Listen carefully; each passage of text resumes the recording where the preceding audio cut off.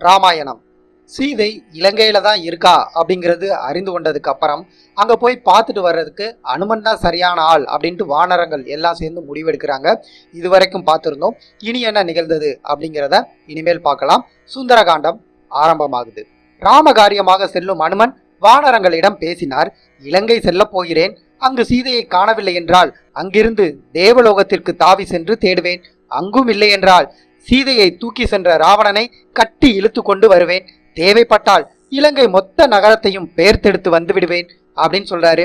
தன்னை கருடனாகவே பாவித்து கொண்டு ராம பாணத்தில் இருந்து வேகமாக வெளியேறும் அம்பு போல் அனுமன் வேகமாக தாவினார்.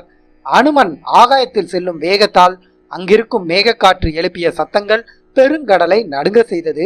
சூழ்நிலைக்கு ஏற்ப சாமர்த்தியமாகவும் அறிவும் சிந்தனை வேகமும் கொண்ட அனுமனுக்கு வழியில் சில சோதனைகள் வந்தது. வானவீதியில் செல்லும் அனுமனை முனிவர்கள் வாழ்த்தினார்கள். ராமகாரியமாக செல்லும் அனுமனை பார்த்த கடலரசன் அனுமனுக்கு உதவி செய்ய எண்ணினான். கடலின் நடுவில் அனுமன் இளைப்பாரி செல்வதற்கான ஏற்பாடுகளை செய்வோம், இதனால் அனுமன் மேலும் புத்துணர்ச்சியுடன் செல்வார் அப்படின்னு நினைக்கிறான். தனது கடலுக்குள் இருக்கும் மைனாகம் என்னும் மலையிடம் தண்ணீருக்குள் இருந்து மேலே வந்து அனுமனுக்கு உதவி செய்யுமாறு கேட்டுக்கொண்டான். கடலரசன் கேட்டுக்கொண்டதால் மைனாகம் என்னும் மலை தண்ணீரில் இருந்து விரைவாக மேலே எழுந்து வந்தது. கடலுக்கு நடுவே தானாக மேலெழுந்து வரும் மலையை பார்த்து இந்த மலை நமக்கு நடுவே ஒரு இடையூறாக இருக்கிறது அப்படின்னு எண்ணிய அனுமன் மிகவும் வேகத்தோடு அந்த மலையை மேகத்தை தள்ளுவது போல தள்ளினார். அனுமனால் தள்ளப்பட்ட மலையானது அனுமனின் வேகத்தை அனுபவபூர்வமாக உணர்ந்து பெரிதும் ஆச்சரியமும் ஆனந்தமும் அடைந்தது. மலை வடிவில் இருந்து மனித உருவத்தை பெற்று அனுமனிடம் பேசத் தொடங்கியது. ராமகாரியமாக செல்லும் தங்களுக்கு உதவி செய்யும் நோக்கத்தில் கடலரசன் என்னை வெளியே வருமாறு கேட்டுக்கொண்டார். இங்கு சிறிது நேரம் ஓய்வெடுத்து விட்டு பிறகு செல்லுங்கள் அப்படின்னு மைனாகம் மலை சொல்லுது. அதற்கு அனுமன், உங்கள் வரவேற்பினால் நான் ரொம்பவே மகிழ்ச்சி அடைகிறேன். ஆனால் எனக்கு இங்கு தங்குவதற்கு நேரம் இல்லை. நான் இங்கு தங்கி சென்றால் ராமகாரியம் மேலும் தாமதமாகும். நான் விரைவாக செல்ல வேண்டும். உங்களை எனது வேகத்தால் தள்ளியதாலும் இங்கு தங்க மறுப்பதாலும் என் மீது கோபம் கொள்ளாதீங்க அப்படின்னு மலையை கடந்து சென்றார் அனுமன். அனுமனின் பராக்கிரமத்தை பார்த்த தேவர்கள் மேலும் அனுமனின் வலிமையையும் சாமர்த்தியத்தையும் பார்க்க விரும்பினார்கள். அதனால் நாக மாதாவான சுரசையிடம் ராமகாரியமாக அனுமன் கடலை தாண்டி கொண்டே இருக்கார், அவர் செல்லும் வழியில சென்று இடையூறு செய்யுங்கள் அப்படின்னு கேட்டுக்கொண்டாங்க. அதற்கு நாகமாதா சுரசையும் சம்மதித்து அனுமன் தாண்டி கொண்டிருக்கும் இடத்திற்கு சென்றால் ராமகாரியமாக செல்லும் அனுமனின் முன்பாக கோரமான பெரிய ராட்சச உருவத்தை எடுத்த நாகமாதா அனுமனை தடுத்து நிறுத்துறா. வானர வீரனே, இன்று தெய்வங்களின் அருளால் எனக்கு நீ உணவாக கொடுக்கப்பட்டிருக்காய். உன்னை சாப்பிட போகிறேன் அப்படின்னு சொல்லி வாயுக்குள் நீயா போயிரு அப்படின்னு சொல்றா சுரசை. அவளை வணங்கிய அனுமன், ராமகாரியமாக இப்பொழுது நான் இலங்கைக்கு சென்று கொண்டிருக்கேன். நான் உனக்கு ஒரு சத்தியம் செய்து கொடுக்கிறேன். இலங்கையில் சீதையை கண்டதும் அந்த செய்தி ராமரிடம் சொல்லிவிட்டு மீண்டும் உன்னிடம் வந்து உனது விருப்பப்படி வாய்க்குள்ள போறேன். இப்பொழுது ராமகாரியத்துக்கு செய்யும் உதவியாக எனக்கு வழிவிடுவாயாக அப்படின்னு கேட்டுக்கொண்டார். அனுமன் கூறியதை கேட்ட சுரசை, என்னை தாண்டி யாரும் செல்ல முடியாது. இது பிரம்மாவினால் எனக்கு கொடுக்கப்பட்ட வரம். எனது வாய்க்குள் சென்று வெளியே வர முடிந்தால் நீங்கள் செல்லலாம் அப்படின்னு தனது வாயை திறந்து வைத்து கொண்டாள் சுரசை. அனுமன் தன் உடலை 10 மடங்கு பெரிதாக்கி கொண்டு, எனது உடல் செல்லும் அளவிற்கு உனது வாயை திறந்து கொள் அப்படின்னு சொல்றாரு. சிரசை தன் உடலை அனுமனின் உடலை விட 20 மடங்கு பெரிதாக்கி கொண்டால் சாமர்த்தியசாலியான அனுமன் சில கணத்தில் தனது உடலை கட்டை விரல் அளவிற்கு சிறிதாக்கி கொண்டு வேகமாக சுரசையின் வாய்க்குள் புகுந்து வேகமாக வெளியே வந்து சுரசையின் முன்பாக நின்றார். ராட்சசியே, ராமகாரியத்தை முடித்ததும் உனது வாய்க்குள் புகுவேன் என்று முன்பு நான் கொடுத்த உறுதிமொழியை இப்பொழுதே நிறைவேற்றிவிட்டேன். பிரம்மாவினால் உனக்கு கொடுத்த வரத்தையும் நான் மீறல. இப்பொழுது நான் உன்னை தாண்டி செல்கிறேன். உன்னால் முடிந்தால் என்னை தடுத்துப்பார் அப்படின்னு சொல்றாரு. உடனே சுரசை தனது சுய உருவத்தை அடைந்து, தேவர்கள் உங்களது பராக்கிரமத்தையும் சாமர்த்தியத்தையும் பார்ப்பதற்காக என்னை அனுப்பியிருந்தாங்க. விரைவில் ராமகாரியத்தை முடிப்பீர்கள் அப்படின்னு வாழ்த்தி அனுமன் செல்ல வழி கொடுத்தாள். அனுமன் கருடனுக்கு நிகரான வேகத்துல சென்று கொண்டு இருந்தார்.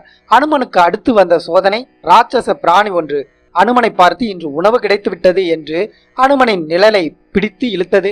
தன்னை யாரோ பிடித்து இழுப்பது போலவும் தனது வேகம் குறைவதையும் உணர்ந்த அனுமன் தன்னை சுற்றி பார்த்தார். கடலில் இருக்கும் ஒரு ராட்சச பிராணி தன் நிழலை பிடித்து இழுப்பதை பார்த்தார். இந்த பிராணியை பற்றி சுக்ரீவன் ஏற்கனவே சொல்லி இருப்பது அனுமனுக்கு நினைவுக்கு வந்தது. நிழலை பிடித்து இழுத்து சாப்பிடும் சிம்ஹை என்ற பிராணி என்று தெரிந்து கொண்டு தன் உடலை மேலும் பெரிதாக்குறார். பிராணியும் தன்னோட உடலை பெரிதாக்கி கொண்டு அனுமன் உள்ளே செல்லும் அளவிற்கு வாயை திறந்து கொண்டு அனுமனை நோக்கி விரைந்து வந்தது. அனுமன் தன் உடலை சிறிதாக்கி கொண்டு மனோவேகத்தில் பிராணியின் வாய் வழியாக அதன் வயிற்றுக்குள் புகுந்து தனது நகங்களால் வயிற்றை கிழித்து ராட்சச பிராணியை கொன்று வெளியே வந்தார். பிராணி இறந்து கடல்ல மூழ்குது.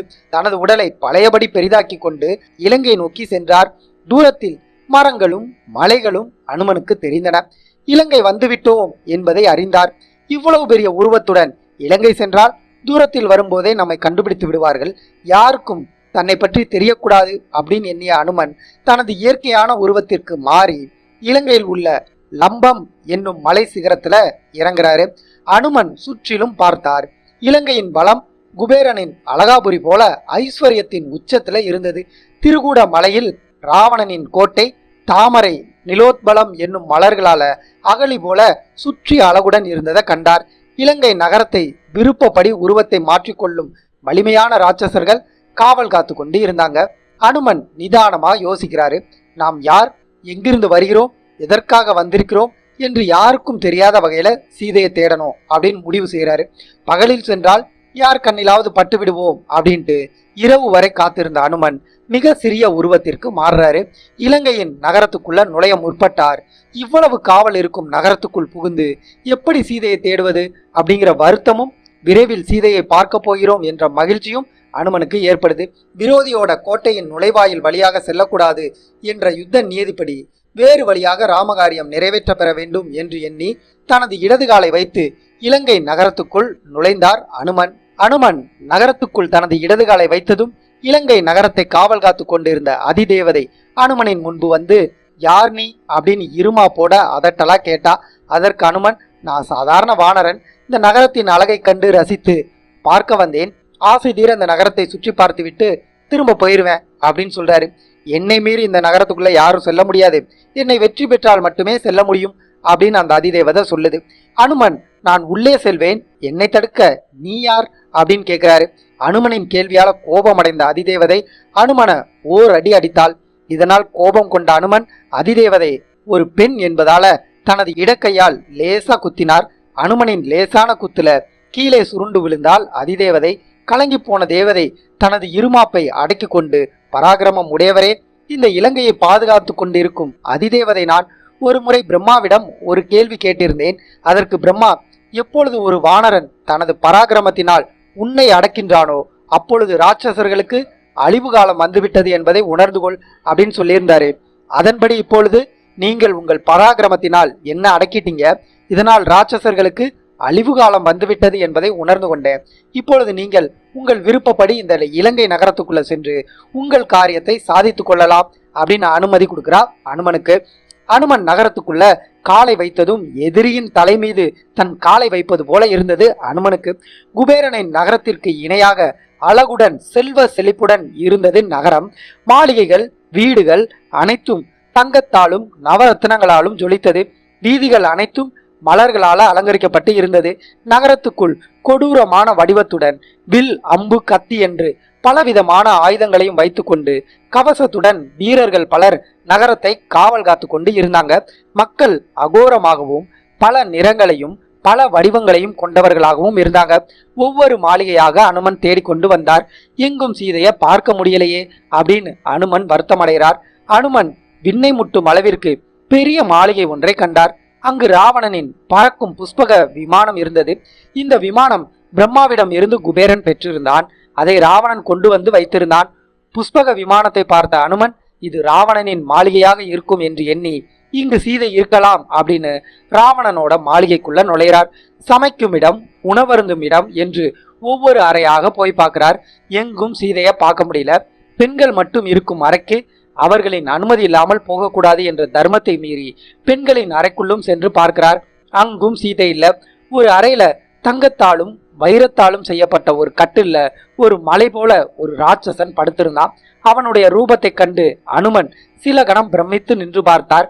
யானையின் தும்பிக்கை போன்ற கைகளும், மார்பில் விஷ்ணுவின் சக்கராயுதம் மற்றும் இந்திரனின் வஜ்ராயுதத்தால் தாக்கப்பட்ட வடுவும், இந்திரனின் ஐராவதன் யானையின் தந்தம் குத்தப்பட்ட தழும்புடன் இருப்பதை பார்த்த அனுமன் படுத்திருப்பது ராவணன் என்பதை உணர்ந்து கொண்டார்.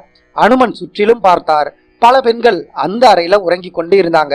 அவர்களில் தலைவி போல் இருந்த பெண்ணின் அழகும் முக லட்சணமும் அவை சீதையாக இருக்குமோ என்று அனுமனுக்கு சந்தேகம் வந்தது. அடுத்த கணம், இது என்ன மடமை, சீதையை தவறாக நினைத்து விட்டோமே. ராமரை பிரிந்த சீதை துக்கத்தில் இவ்வளவு நகைகளை அணிந்து கொண்டு ராவணனின் அந்த புறத்திலா தங்கியிருப்பாள், இது சீதை கிடையாது அப்படின்னு முடிவு செய்து கொண்டார். அனுமன் செல்ல முடியாத இடங்களுக்கெல்லாம் தன்னோட உருவத்தை அதற்கு ஏற்றார் போல மாற்றிக்கொண்டு தேட ஆரம்பிக்கிறார். இலங்கை நகரம் முழுவதும் தேடிவிட்டார். ராவணன் மாளிகை முழுவதும் தேடிவிட்டார். சீதை எங்கேயுமே காணல. என்ன செய்வது அப்படின்னு அனுமனுக்கே தெரியல. சீதையை ராவணன் கொன்றிருப்பானோ அப்படிங்கிற சந்தேகம் அனுமனுக்கு வந்தது. இனி என்ன செய்வது? சீதையை காணாம கிஷ்கிந்தைக்கு திரும்ப முடியாது. எடுத்துக்கொண்ட காரியத்தை முடிக்காம திரும்பி செல்வது வீரனுக்கு அழகல்ல. இங்கேயே நமது உயிரை விட்டுவிடலாம் அப்படின்னு எண்ணி மன சோர்வடைந்து உயரமான ஒரு இடத்துல அமர்றார் அனுமன். தூரத்துல பெரிய மதில் சுவருடன் கூடிய அசோகவனம் கண்ணில் படுது. இலங்கை நகரத்திற்கு தொடர்பில்லாமல் தனியாக இருந்த அசோகவனம், இந்த வனத்துல சீதை இருக்கலாம் அப்படின்னு புத்துணர்ச்சி அடைகிறார் அனுமன். அனைத்து தெய்வங்களையும் வணங்கிவிட்டு அசோகவனத்துக்குள்ள குதித்தார் அனுமன். உள்ளே குதித்ததும் அனுமனுக்கு மனதுல ஒரு விதமான மகிழ்ச்சி ஏற்பட்டது. இங்கு நிச்சயம் சீதையை காண்பேன் என்ற புத்துணர்ச்சி அடைகிறார். உயரமான மரத்தின் மீது நின்று கொண்டு சீதையை தேட ஆரம்பிக்கிறார். தூரத்துல ஒரு மரத்தடியில கண்ணை கூசும் வகையில பேரழகுடன் பெண் ஒருத்தி அமர்ந்திருப்பதை பார்க்கிறாரு. அவரை சுற்றி அகோர வடிவத்துடன் ராட்சசிகள் காவல் காத்து கொண்டு இருந்தாங்க. ராட்சசிகளின் நடுவே தெய்வீகமான முகத்தில் நடுக்கத்துடன் கசங்கி அழுக்கு படிந்த உடையில பயமும் துயரத்தையும் வைத்துக்கொண்டு அழுததினால் முகம் பாடியிருப்பதை கண்டதும் இவரே சீதை அப்படின்னு முடிவு செய்தார். அனுமன் சீதையை பார்த்து விட்டேன் அப்படின்னு துள்ளி குதித்தார். அடுத்து என்ன செய்யலாம் அப்படின்னு சுற்றிலும் பார்த்தார். சீதையை பார்த்த மகிழ்ச்சியில இருந்த அனுமன் அவரின் நிலையை கண்டதும் மிகவும் துக்கம் அடைகிறார். அப்பொழுது இருட்டு மறைந்து காலை சூரியன் மெல்ல வெளிவந்தது. வேத மந்திரங்கள் முழங்க ராவணன் எழுப்பப்பட்டா. காலையில எழுந்ததும் தன் படை பரிவாரங்களோட சீதையை பார்க்க ராவணன் வந்தா. இரவில் தூங்கும் போது கண்டதை விட இப்பொழுது மேலும் பராக்கிரமசாலி போல ராவணன் அனுமனுக்கு தெரிந்தான். நடப்பவற்றை அறிந்து கொள்ள அனுமன் மரத்து இலைகளுக்கிடையே தன்னை மறைத்து கொண்டார். சீதை ராவணனை கண்டதும் பெருங்காற்றில் மரங்கள் நடுங்குவதைப் போல நடுங்கிறா. சீதையிடம் ராவணன் பேச ஆரம்பிக்கிறான். அழகியே, என்னை கண்டதும் ஏன் நடுங்கிற? நான் உன்மேல் வைத்திருக்கும் அன்பை நீ தெரிந்து கொள். என்னை கண்டு பயப்பட வேண்டாம். உன்னுடைய முழுமையான அன்பு என் மீது வரும் வரையில நான் உன்னை தொடமாட்டேன். உன் விருப்பத்திற்கு மாறாக இங்கு எதுவுமே நடக்காது. வீணாக துக்கத்துடன் இருந்து ஏன் உடலை நீயே வருத்தி கொள்ற? உனக்கு சமமான அழகி இந்த உலகத்துல வேறு யாருமே இல்லை. நகைகள் வைர வைடூரியங்கள் அணிந்து பட்டு துணிகளை அணிந்து மகிழ்ச்சியோடு இருக்க வேண்டிய நீ ஏன் உன் அழகையும் வயதையும் வீணடித்து கொள்ற? நான் இருக்கும் இடம் நீ வந்து சேர்ந்து விட்டாய். என்னுடன் சேர்ந்து நீ சகல சந்தோஷங்களையும் போகங்களையும் அனுபவித்து மகிழ்ச்சியோடு இருக்கலாம். நீயே பட்டத்தரசியாக இருந்து என் அந்தப்புறம் முழுவதையும் அதிகாரம் செய்து நீயே தலைவியாக இருக்கலாம். தவத்திலும் செல்வத்திலும் புகழிலும் ராமனை விட நானே மிகவும் மேம்பட்டவன் என்பதை தெரிந்து கொள். காட்டுல மரவுரி தரித்து கொண்டு இருக்கும் ஒருவனை இனியும் நம்பாத. இனி அவனை நீ கண்ணால கூட பார்க்க முடியாது. அவன் இங்கு வரமாட்டான்.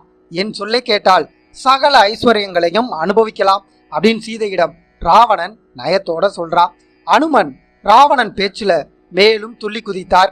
இவரே சீதை என்பது உறுதியாயிருச்சு அப்படின்னு ஆனந்தப்பட்டார். ராவணனின் பேச்சிற்கு சீதை தன் முகத்தை வேறு பக்கம் திருப்பி கொண்டு பதில் சொல்றா.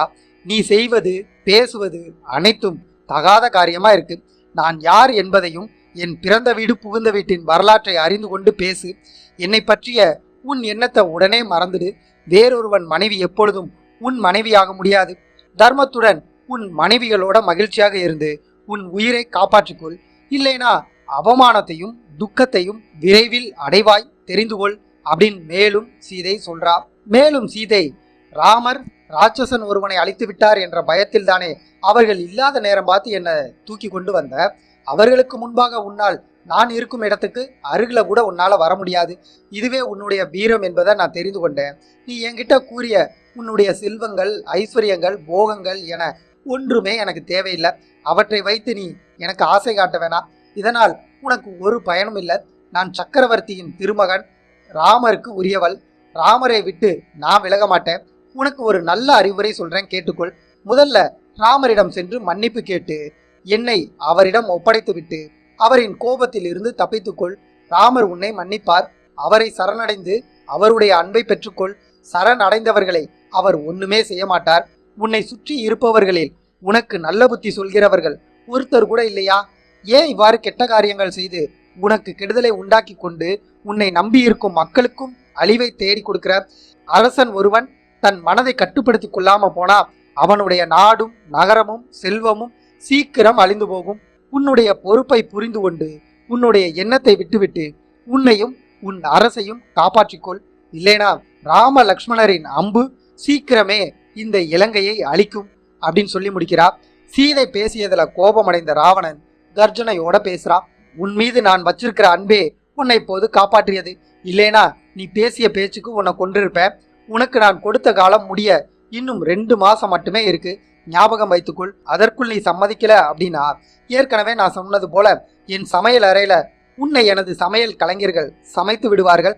ஜாக்கிரதை அப்படின்னு கத்துறான். ராவணனுடைய கோபம் அதிகரித்ததை கண்ட அவனது மனைவிகளில் ஒருத்தியான தானியமாலி என்பவள் ராவணங்கிட்ட, உங்களை அடையும் பாக்கியம் இந்த மானிட பெண்ணிற்கு இல்லை. இவள் அப்படி ஒன்றும் அழகு இல்லை. இவளது பேச்சிற்கு நீங்கள் ஏன் கோபப்படுறீங்க? வாங்க நம்ம போகலாம் அப்படின்னு வற்புறுத்தி ராவணனை அழைக்கிறார். ராவணன் சீதையை காவல் காக்கும் ராட்சசிகளிடம் எப்படியாவது இவளை நீங்கள் என் வழிக்கு கொண்டு வரணும் அப்படின்னு உத்தரவிட்டு அங்கிருந்து கிளம்பி தன்னோட மாளிகைக்கு போறா. சீதையை சுற்றி ராட்சசிகள் நின்று கொண்டு இருந்தாங்க. ராவணன் முன்பு தைரியமாக பேசிய சீதையை சுற்றி நெருங்கி நிற்கும் ராட்சசர்களின் அகோர உருவங்களை கண்டு பயந்து நடுங்கிறா. ராட்சசிகள் சீதையிடம் பேச ஆரம்பிக்கிறாங்க. உலகம் முழுவதும் புகழும் வீரரான ராவணன் உன்னை விரும்பும் போது நீ வேண்டாம் என்றா சொல்வாய்? மூட பெண்ணே, ராவணனை யார் என்று தெரிந்து கொள். பிரம்மாவின் புத்திரரான புலஸ்திய பிரஜாபதியினுடைய பேரன் ராவணன் விச்சரஸ் ரிஷியின் மகன். அவர் சொல்படி கேட்டு நடந்து கொள். இல்லை என்றால் உன்னை கொன்று விடுவார்கள் அப்படின்னு ஒரு ராட்சசி சொல்றா. இன்னொரு ராட்சசி, தேவர்களை எல்லாம் யுத்தம் செய்து துரத்தி அடித்த வெற்றி வீரன் ராவணன் உன்னை தேடி வந்திருக்காரு. சூரியனும் அக்னியும் வாயுவும் கூட ராவணனை கண்டு பயப்படுவாங்க. ராவணனுக்கு சமமான வீரன் இந்த உலகத்துல ஒருத்தர் கூட இல்ல. இது உனக்கு தெரியலையா? தானாகவே ஒரு பாக்கியம் வந்து உன்னை சேருது. அதை வேண்டாம் அப்படின்னு நீ சொல்வது மடத்தனமா இருக்கு. கர்வப்பட்டு அழிந்து போகாதே. அவர் சொல்படி நீ கேட்கலைனா நீ பிழைக்க மாட்ட அப்படின்னு சொல்றான். ஒவ்வொரு ராட்சசிகளாக மாற்றி மாற்றி சீதையிடம் பேசிக்கொண்டே இருந்தாங்க. ராவணனை பற்றி பெருமையாகவும் ராமரை பற்றி சிறுமையாகவும் இயன்றவரை அமைதியாகவும் சில நேரங்கள்ல பயமுறுத்தியும் பேசினாங்க. இறுதியில ஒருத்தி சொல்ல வேண்டியது அனைத்தையும் சொல்லிவிட்டோம், இனி உன்னுடைய விருப்பம் அப்படின்னு சொல்றா. ராமர் எப்படியும் நாம் இருக்கும் இடத்தை கண்டுபிடித்து இந்த ராட்சசர்கள் அனைவரையும் அழித்து நம்மை வந்து மீட்பார் அப்படின்னு மன தைரியத்துல இருந்த சீதை ராட்சசர்களிடம் பேச ஆரம்பிக்கிறா. சூரியனை சுற்றி அதனுடைய பிரகாசம் சுற்றி நிற்பது போல நான் எனது ராமனை சுற்றியே நின்று கொண்டு இருப்பேன். நீங்கள் ராமரை பற்றிய தவறான தகவல்களை தெரிந்து வைத்துக் கொண்டு பேசுறீங்க. ஒரு மனித பெண்ணை ஒரு ராட்சசன் விரும்புவது முறையல்ல. ஒரு மனித பெண் எப்படி ராட்சசனோட இருக்க முடியும்? நீங்கள் சொல்வது அனைத்தும் பாவகரமான வார்த்தைகளா இருக்கு அப்படின்னு சொல்றா. இதை கேட்ட ஒரு ராட்சசி சீதையிடம் பேசி பிரயோஜனம் இல்ல, அவளை தின்று விடலாம் அப்படின்னு சொல்றா. இன்னொரு ராட்சசி அவளது மார்பை கிழித்து இதயத்தை நான் தின்று விடுகிறேன் அப்படின்னு சொல்றா. ராவணன் சீதை எங்கே அப்படின்னு கேட்டா சீதை துக்கத்துல இறந்து விட்டாள் அப்படின்னு சொல்லிடலாம். இதனால் ராவணன் இனி எந்த கவலையும் இல்லாம நிம்மதியா தூங்குவார். இப்பொழுது இவளை நாம் அனைவரும் பங்கிட்டு சாப்பிட்டு மகிழ்ச்சியோட இருப்போம் அப்படின்னு ஒவ்வொரு ராட்சசியும் தன் பங்கிற்கு சீதையின் ஒவ்வொரு பாகமாக சொல்லி தின்று விடுவதாக அவர்களுக்குள்ள பேசிக்கொண்டாங்க. ராட்சசிகளின் கொடூரமான பேச்சை கேட்ட சீதை ராமரை நினைத்து கொண்டாள். தண்டகாரண்ய காட்டுல 14,000 ராட்சசர்களை சில கணங்கள்ல கொன்ற ராமர் ஏன் இன்னும் என்ன மீட்டு போக வரல? நாம் இருக்கும் இடம் இன்னும் அவருக்கு தெரியலையா? தெரிந்தால் சும்மா இருப்பாரா அப்படின்னு நினைத்து கொண்டே வாய் விட்டு அழுதா. சீதையின் அழுகை கண்டுகொள்ளாத ராட்சசிகள் அவளை பயமுறுத்தி தங்கள் வழிக்கு கொண்டு வந்துடலாம் அப்படின்னு எண்ணி சீதையை எப்படி தின்பது என்று சீதை முன்பாக அவளை பயமுறுத்தி பேசிக்கொண்டே இருந்தாங்க. ராமரை பற்றி சீதை பல வகையில் நினைக்க ஆரம்பிக்கிறார். ராட்சசன் நம்மை தூக்கி வந்ததும் நாம் அவரை பிரிந்த துக்கத்துல தவத்துல ஈடுபட்டு ஆயுளை கழித்து விடலாம் அப்படிங்கிற எண்ணத்துல காட்டுல தவத்துல அமர்ந்து விட்டாரோ அப்படின்னு நினைக்கிறா. மனம் துக்கத்துல இருக்கும்போது அமைதியாக தவம் செய்ய முடியாது. ஆகவே தவத்துல இருக்க வாய்ப்பில்லை அப்படின்னு நினைக்கிறா. அதன் பிறகு நம் மீது ராமருக்கு அன்பு குறைந்து விட்டதோ, அதனால் நம்மை தேடி வரவில்லையோ அப்படின்னு நினைக்கிறா. நம் மீது ராமர் காட்டும் அன்பு உண்மையானது. அவர் நம்மை மறக்க மாட்டார். இப்படி ஒரு எண்ணம் நமக்கு வரக்கூடாது. இந்த எண்ணம் பாவமாகும். அப்படின்னு நினைக்கிறா. அதன் பிறகு ராவணன் நம்ம ஏமாற்றி தூக்கி வந்தது போல் ராமரையும் லக்ஷ்மணனையும் ஏமாற்றி யுத்தம் செய்து கொண்டு இருப்பானோ அப்படின்னு நினைக்கிறா. ராமர் மிகவும் அறிவும் வலிமையும் உடைய வீரர். அவருடன் லக்ஷ்மணனும் இருக்கா. அவரை எப்படி ஏமாற்ற நினைத்தாலும் அவரை ஏமாற்றி யுத்தம் செய்து வெற்றி அடைய முடியாது அப்படின்னு நினைக்கிறா. அதன் பிறகு நான் இல்லாத துக்கத்துல ராமர் இறந்து விட்டாரோ, அப்படி இருந்தால் அவர் சொர்க்கத்துக்கு போயிருப்பார். நான் அவரை பிரிந்த துக்கத்துல இன்னும் உயிரோடு இருக்கேன். நான் எவ்வளவு பெரிய பாவியாக இருப்பேன். இப்போதே எனது உயிரை விட்டுவிட்டு ராமர் இருக்கும் சொர்க்கத்துக்கு சென்று விடலாம் அப்படின்னு தனது தலைமுடியில மரத்துல சுருக்கு போட்டு கொண்டு உடலை விட்டு விடலாம் அப்படின்னு நினைக்கிறா. அப்பொழுது திரிஜடை என்ற ராட்சசி அங்கு வந்து ராட்சசிகள் பேசி கொண்டிருப்பதை பார்க்கிறா. சீதையின் முன்பாக அவளை பயமுறுத்தி இப்படியெல்லாம் பேசாதீங்க அப்படின்னு கண்டிக்கிறா. நான் ஒரு கனவு கண்டேன், கேளுங்க அப்படின்னு சொல்ல ஆரம்பிக்கிறா. ராமர் சூரியனை போல திவ்ய பிரகாச ஒளி வீசிக்கொண்டு இலங்கை வந்து ராவணனை அழித்து அவனை யமலோகத்திற்கு அனுப்புவதையும், ராவணனை சார்ந்திருக்கும் அவனது ராட்சசர்கள் அனைவரும் அவலட்சணமான துணிகளை உடுத்திக்கொண்டு அவலட்சணமான நிலையில் யமனால் இழுத்து செல்வதையும், ராமர் ஒரு யானையின் மீது பட்டத்து மகாராணி போல் சீதையை அழைத்து செல்வதையும் கனவா கண்டேன் அப்படின்னு சொல்றா. இந்த சீதை மிகவும் புண்ணியவதி. இவளிடம் இப்படி நீங்கள் பேசிக் கொண்டிருந்தால் விரைவில் நாம் அழிந்து போவோம். அவளிடம் நல்ல விதமாக பேசி அவளுடைய அருளை கேட்டு பெற்றுக்கொள்ளுங்கள் அப்படின்னு சொல்றா. பயந்த ராட்சசிகள் அனைவரும் சீதையை விட்டு விலகி நின்றாங்க. திரிஜடை ராட்சசி பேசியதை கேட்ட சீதை உடனடியாக மனம் மாறி தனது உயிரை விடும் எண்ணத்தை மாற்றிக்கொண்டு தைரியம் அடைகிறா. அனுமன் மரத்தின் மீது இருந்து அனைத்தையும் பார்த்து கொண்டு பல வகையில சிந்தனை செய்தார். சீதை இருக்கும் இடத்தை கண்டுபிடிச்சிட்டோம். இது ராட்சசர்களுடைய நகரம். இங்கு காவல் மிகவும் பலமா இருக்கு. இப்பொழுது நாம் இங்கிருந்து ராமர் இருக்கும் இடம் சென்று சீதை இருக்கும் இடத்தை அவரிடம் சொல்லி, அதன் பிறகு ராமர் லக்ஷ்மணர்கள் இங்கு வருவதற்குள்ள சீதை துக்கம் தாழாம தன்னோட உயிரையே விட்டுவிட்டால் என்ன செய்வது? எனவே சீதையிடம் ராமன் விரைவில் வருவார், அவரது உத்தரவின்படியே உங்களை தேடி அனுமனாகிய நான் வந்திருக்கேன் அப்படிங்கிற செய்தியை சொல்லிவிட்டு நாம் இங்கிருந்து செல்லலாம் அப்படின்னு முடிவு செய்கிறார். யாருக்கும் தெரியாம சீதையிடம் எப்படி பேசுவது அப்படின்னு சிந்தனை செய்தார் அனுமன். காவல் காக்கும் ராட்சசிகள் அனைவரும் தூங்க ஆரம்பிக்கிறாங்க. இதுவே நல்ல சமயம் என்று சீதையோட அருகில் செல்லலாம் அப்படின்னு நினைச்சாரு.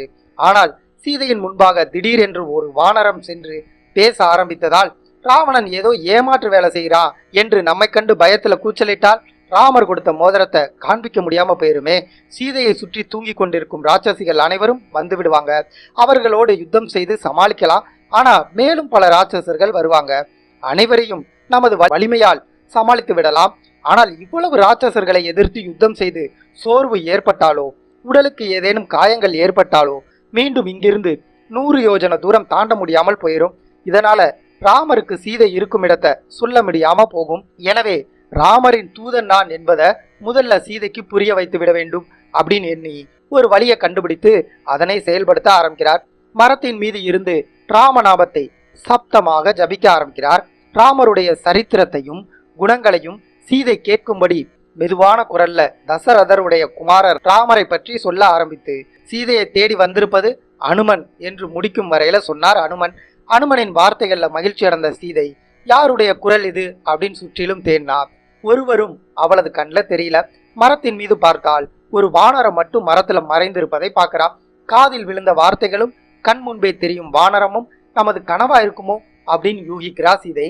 ஆனால் இப்பொழுது விழித்து விட்டோமே, இன்னும் இந்த வானரம் கண்ணுக்கு தெரியுதே அப்படின்னு குழப்பம் அடைகிறா. சில கணங்கள்ல தெளிவடைந்த சீதை இது கனவல்ல, நிஜம்தான், என் காதில் விழுந்த சொற்கள் உண்மையாக இருக்கட்டும் அப்படின்னு அனைத்து தெய்வங்களையும் வணங்குறா. என் ராமரிடம் இருந்து தூதுவன் வந்திருக்கான், இது உண்மையாகவே இருக்க வேண்டும் அப்படின்னு அனுமனுக்கு தனது வணக்கத்தை தெரிவித்தாள் சீதை. ராமரின் மனைவி சீதை இவர்தானா என்று உறுதிப்படுத்திக் கொள்வதற்காக மரத்தின் மீது இருந்த அனுமன் கீழே இறங்கி வந்தார். சீதையை வணங்கி சீதையிடம் கேள்வி கேட்டார். தாயே, மானிட பெண்ணாக இருக்கும் உங்களின் முகம் கண்ணீரோடு இருக்கு. நீங்கள் யார்? இந்த வனத்தில் ராட்சசிகளுக்கு நடுவில் ஏன் இருக்கீங்க அப்படின்னு தயவு செஞ்சு சொல்லுங்க. ராமரிடம் இருந்து ராவணனால் தூக்கி வரப்பட்ட சீதை தாங்கள் தானா அப்படின்னு கேட்கிறாரு. அனுமனோட பேச்சில் மகிழ்ந்த சீதை, நான் தான் சீதை, விதேகராஜனுடைய மகள், ராமரின் மனைவி. 12 வருட காலம் சகல சுகங்களையும் ராமருடன் அயோத்தியில அனுபவித்தேன். 13ஆம் ஆண்டு தசரத சக்கரவர்த்தி ராமருக்கு பட்டாபிஷேகம் செய்ய எல்லா ஏற்பாடுகளையும் செய்தார். அப்பொழுது கைகேயி தன் மகனுக்கு பட்டம் சூட்ட வேண்டும் என்று ராமரை காட்டுக்கு அனுப்ப வேண்டும் என்றும் கேட்டுக்கொண்டாள். அதன்படி நாங்கள் காட்டுக்குள் 12 வருட காலம் வனவாசம் வந்தோம். அப்பொழுது ராவணன் எங்களை வஞ்சகம் செய்து என்னை பலாத்காரமாக தூக்கி வந்து இங்கே சிறை வச்சிருக்கான். ராவணனின் சொல்படி நான் கேட்க வேண்டும் என்று எனக்கு 12 மாத கால அவகாசம் கொடுத்திருக்கான். இந்த காலம் முடிய இன்னும் 2 மாதங்களே இருக்கு. அது முடிந்தவுடன் அவன் என்னை கொன்று விடுவான் அப்படின்னு சொல்லி முடிக்கிறார் சீதை. ராமர் வரும் வரையில சீதையின் துயரத்தை போக்கி அவருக்கு தைரியம் கொடுக்கணும் அப்படின்னு அனுமன் சீதையிடம் பேச ஆரம்பிக்கிறார். தாயே, வீரர்களுக்கு எல்லாம் வீரரான தசரத சக்கரவர்த்தியின் திருமகன் ராமர் உங்களுக்கு தன்னுடைய நலத்தை சொல்லி அனுப்பினார். அவருடைய அன்பு தம்பியான லக்ஷ்மணன் உங்களை இடைவிடாது நினைத்து துயரப்பட்டு கொண்டிருக்கார். தன்னுடைய வணக்கத்தை உங்களுக்கு சொல்லி என்னை அனுப்பினார். ராம லக்ஷ்மணர்களின் பெயர்களை கேட்டதும் சீதையின் உள்ளம் மகிழ்ச்சி பொங்குது. அடுத்த கணம் சீதையோட மனதில் வந்திருப்பது ராவணனா இருக்குமோ அப்படிங்கிற பயம் வருது. அனுமனின் பேச்சுல நம்பிக்கை இழந்த சீதை நம்ம ஏமாற்றுவதற்காக ராவணன் உருவத்தை மாற்றி கொண்டு வந்திருக்கானா அப்படின்னு நினைச்சு அவளது மனம் தடுமாறுது. வந்திருப்பது ராமரின் தூதன் தானா இல்லை ராவணனா என்ற கேள்விக்கு விடை தெரியாம குழப்பத்துல அனுமனை பார்க்காமல் திரும்பி அமர்ந்து கொண்டாள். இதை கண்ட அனுமன் கைகூப்பியபடி சீதையின் அருகில போறாரு. உடனே சீதை பேச ஆரம்பிக்கிறார். நான் ஏமாந்தேன். முன்பு தண்டகாரண்ய வனத்துல ராமருடன் இருக்கும்போது சன்னியாசி வேடத்துல வந்து என்னை ஏமாற்றி தூக்கி கொண்டு வந்த, இப்பொழுது வானர வேடத்துல வந்து ஏதேதோ பேசி என்ன வருத்துற ராவணா, இது உனக்கு நல்லதல்ல. துக்கத்தில் இருக்கும் என்னை மாயங்கள் செய்து தொந்தரவு செய்யாதே, விலகிப்போ அப்படின்னு மௌனமாகிறா சீதை. ராமரிடமிருந்து சீதையை ராவணன் ஏமாற்றி தூக்கி வந்ததால சீதை பயத்தில் இருக்கா அப்படிங்கிறத உணர்ந்த அனுமன் அவளின் பயத்தையும் சந்தேகத்தையும் போக்கணும் அப்படின்னு யோசிச்சு மீண்டும் சீதையிடம் பேசுறாரு. பூமியில் ஆளும் அரசர்கள் அனைவரும் தலைவனாக மதிக்கும் ராமர் அனுப்பிய தூதுவன் நான். எனது பெயர் அனுமன். வானரங்களின் அரசனான சுக்ரீவனோட ராஜ்யத்துல மந்திரியா இருக்கேன். ராமருடைய உத்தரவின் பேர்ல பல மலைகள் குகைகள்ல தங்களை தேடி இறுதியில என்னோட பராக்கிரமத்தால 100 யோஜன தூரம் கடலை தாண்டி குதித்து இந்த இலங்கையில இறங்கினேன். நான் ராம தூதுவன். தாயே, என்னை சந்தேகிக்க வேண்டாம், எனது வார்த்தையை நம்புங்கள் அப்படின்னு அனுமன் கண்ணீர்ல நீர் ததும்ப சீதையிடம் சொல்றாரு. அனுமன் பேசிய பேச்சு சீதைக்கு தைரியத்தையும் நம்பிக்கையையும் தருது. சீதை அனுமனிடம் பேச ஆரம்பிக்கிறார். வானர உருவத்தில் இருக்கும் உங்களை நான் சந்தேகப்பட்டேன் என்று நீங்கள் வருத்தப்படாதீங்க. வஞ்சக ராட்சசனால் ஏமாற்றப்பட்டு தூக்கி வரப்பட்டேன். இதனால எதையும் நம்ப முடியாம நான் பயப்படுறேன். நீங்கள் எப்படி ராமரை சந்தித்து நட்பு கொண்டீர்கள், விவரமா சொல்லுங்க அப்படின்னு சீதை அனுமன் கிட்ட கேட்டுக்கொண்டா. அனுமன் வாலிக்கும் சுக்ரீவனுக்கும் உள்ள பகைமை முதல் கடல் தாண்டி வந்து ராவணனின் அந்தப்புறத்தில் சீதையை தேடி இறுதியில இந்த அசோகவனத்துல சீதையை கண்டது வரை அனைத்தையும் சொல்லி முடித்தார். ராமரின் தூதுவன் நான் என்று தாங்கள் அறிந்து கொள்ள வேண்டும் என்று ராமர் தன்னுடைய மோதிரத்தை எனக்கு கொடுத்தார். அதனை தங்களிடம் அளிக்கின்றேன், பாருங்கள். அப்பொழுது என் மீது தங்களுக்கு நம்பிக்கை வரும் அப்படின்னு சொல்லி ராமர் தன்னிடம் கொடுத்த மோதிரத்தை எடுத்து சீதையிடம் கொடுக்கிறாரு. சீதை மோதிரத்தை வாங்கி தன்னோட கண்கள்ல ஒற்றிக்கொண்டாள். அனுமன் மீது இருந்த சந்தேகம் முற்றிலும் போய் அனுமன் மீது சீதைக்கு நம்பிக்கை வந்தது. உன் மீதா நான் சந்தேகம் கொண்டேன் அப்படின்னு சீதை அனுமன் கிட்ட வருந்துறாங்க. அனுமன் சீதையிடம் விரைவில் ராமர் இங்கு வந்து ராவணனை அழித்து தங்களை மீட்பார், கவலை வேண்டாம் அப்படின்னு சொல்றாரு. ராமர் தன்னை பிரிந்த துக்கத்தில் இருக்கிறாரே என்று சீதை வருந்தினா. நீங்கள் ராமரிடம் இருந்து கொண்டு வந்த செய்தி எனக்கு அமிர்தம் கலந்த விஷம் போல உள்ளது. ராமர் விரைவில் இங்கு வந்து என்னை சந்திப்பார், நான் அவரை பார்க்க போகிறேன் என்று மகிழ்வதா, இல்லை ராமர் என்னை நினைத்து துக்கத்துடன் இருக்கார் என்று வருத்தப்படுவதா அப்படின்னு எனக்கு தெரியல. ஆனால் ராமர் என்னை மறக்காமல் நினைத்து கொண்டிருக்கிறார், என்னை தேடிக்கொண்டிருக்கிறார் என்ற செய்தி எனக்கு ஆனந்தத்தை அளிக்குது. என்னுடைய செய்தியாக நான் சொல்வதை அப்படியே ராமர்கிட்ட சென்று சொல்லுங்க அப்படின்னு சீதை சொல்ல ஆரம்பிக்கிறார். இந்த இலங்கையில ராவணனின் தம்பி விபீஷ்ணன் என்பவன் சீதையை ராமரிடம் சென்று சேர்த்துவிடு, இல்லை என்றால் ராட்சச குலம் அனைத்தும் ராமரால் அழியும் என்று ராவணங்கிட்ட எவ்வளவோ அறிவுரை சொன்னான். ஆனால் ராவணன் கேட்கல. எனக்கு 12 மாத கால அவகாசம் கொடுத்திருக்கான். அதில் 10 மாத காலம் முடிந்து விட்டது. இன்னும் 2 மாத காலம் மட்டுமே உள்ளது. அதற்குள் வந்து ராமர் என்னை மீட்டு செல்லணும், இல்லையென்றால் ராவணன் என்னை சமைத்து சாப்பிட்டு விடுவதாக சொல்லியிருக்கான் அப்படின்னு சீதை முடிக்கிறார். அனுமன் சீதையிடம் பேச ஆரம்பிக்கிறார். இந்த கடலை சில கணத்துல நான் தாண்டி சென்று தங்களின் செய்தியை ராமரிடம் சொல்லிவிடுவேன். ராமர் விரைவில் பெரும் சேனையுடன் இலங்கைக்கு வந்துருவார், கவலைப்படாதீங்க. ராவணனோடு சேர்த்து இந்த இலங்கை நகரத்தை மொத்தமாக தூக்கி கொண்டு போய் ராமனிடம் சேர்க்கும் வல்லமை என்னிடம் இருக்கு. உங்களுக்கு விருப்பம் இருந்தால் என்னுடைய முதுகில் ஏறி அமர்ந்து கொள்ளுங்கள். இப்பொழுதே இந்த கடலை தாண்டி போய் ராமரிடம் உங்களை சென்று சேர்த்து விடுறேன். அதற்கான போதிய பலம் என்கிட்ட இருக்கு.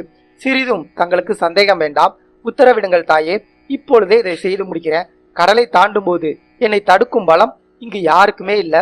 இன்றே தாங்கள் ராமரை சந்தித்து விடலாம் அப்படின்னு அனுமன் சொல்றாரு.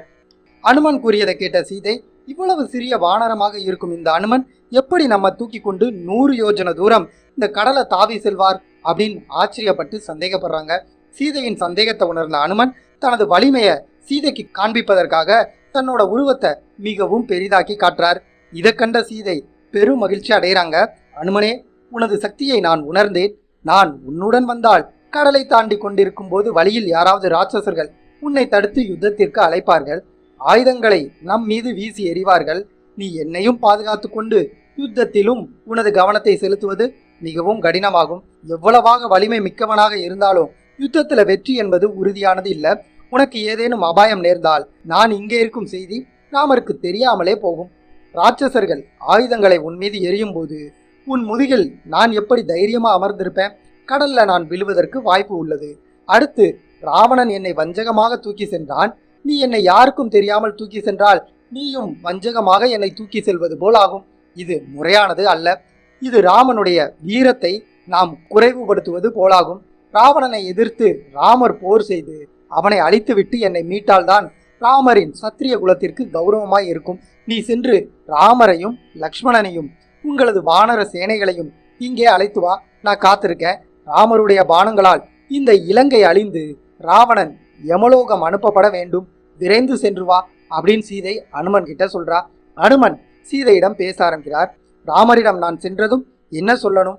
தங்களை கண்டு பேசியதற்கான அடையாளங்கள் என்று நான் எதை சொல்ல வேண்டும் அப்படின்னு கேட்கிறாரு.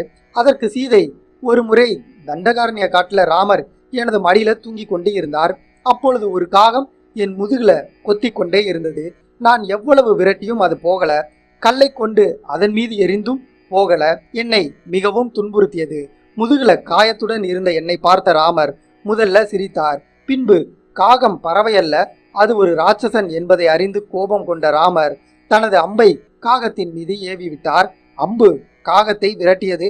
ராட்சசன் அம்பிலிருந்து தப்பிக்க வழியில்லாமல் தனது சுயரூபத்தை எடுத்து ராமரோட காலில் விழுந்து சரணடைந்து பிழைத்து கொண்டான். இந்த செய்தியை ராமர்கிட்ட சொல். ராமரின் தம்பி லக்ஷ்மணன் அவருக்கு துணையாக இருப்பதற்காகவே பிறந்தவன். ராமருக்கு நிகரான வலிமையும் சாமர்த்தியமும் உள்ளவன். தன் தந்தை இழந்த துக்கத்தை ராமரின் முகத்தை பார்த்து தீர்த்து கொண்டவன். வனத்துல தன் தாயை மறந்துவிட்டு என்னை தாயாக பாவித்து வந்தவன்.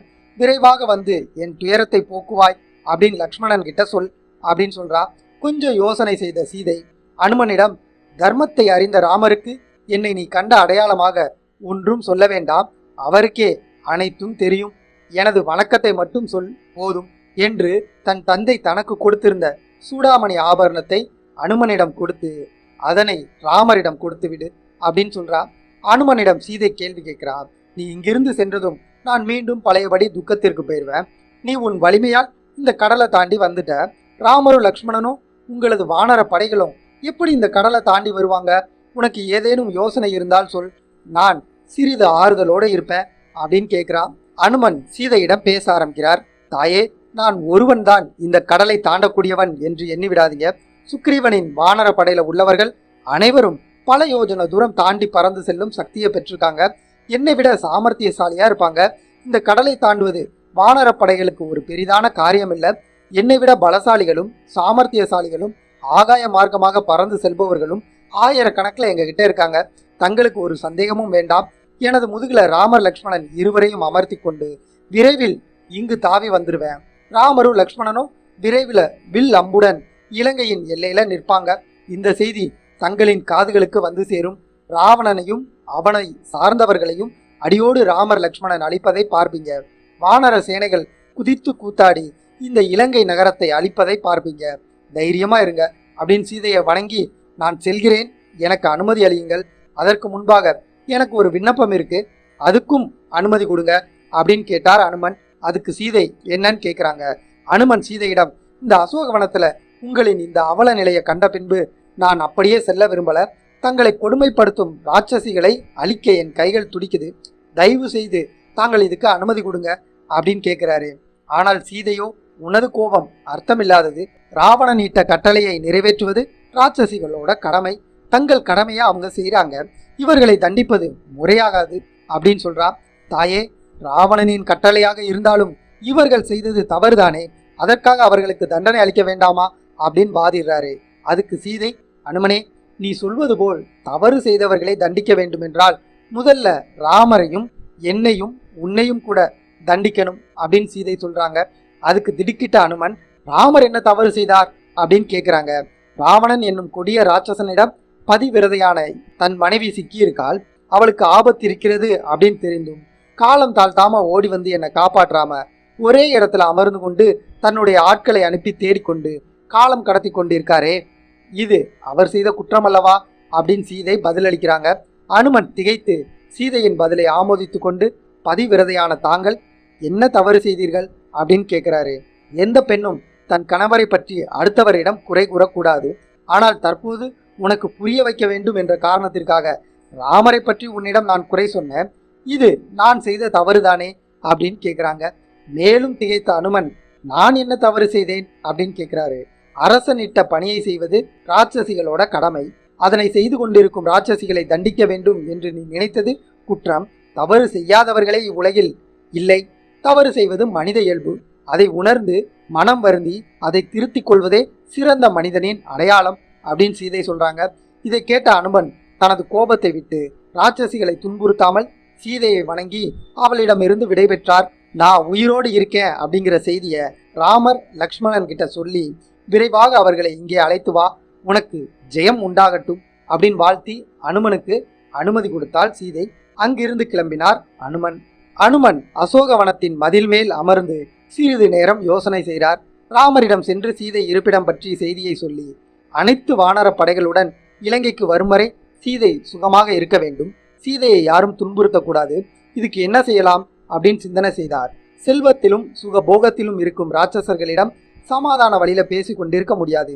ராவணன் எப்போதும் போல் தர்மம் கொண்டவனாக தினந்தோறும் வந்து சீதையை துன்புறுத்துவான். ராவணனுக்கும் அவனது ராட்சசர்கள் கூட்டத்திற்கும் பயத்தை உண்டாக்கி விடணும்.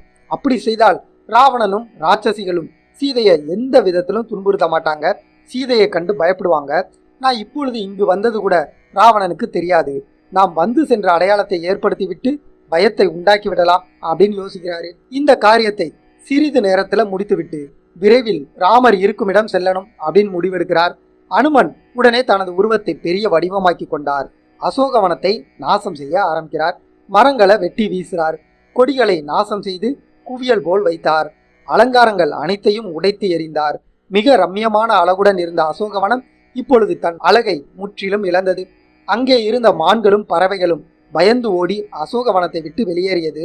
தூங்கிக் கொண்டிருந்த ராட்சசிகள் சத்தம் கேட்டு எழுறாங்க. என்ன நடக்கிறது என்று தெரியாமல் திகைச்சாங்க.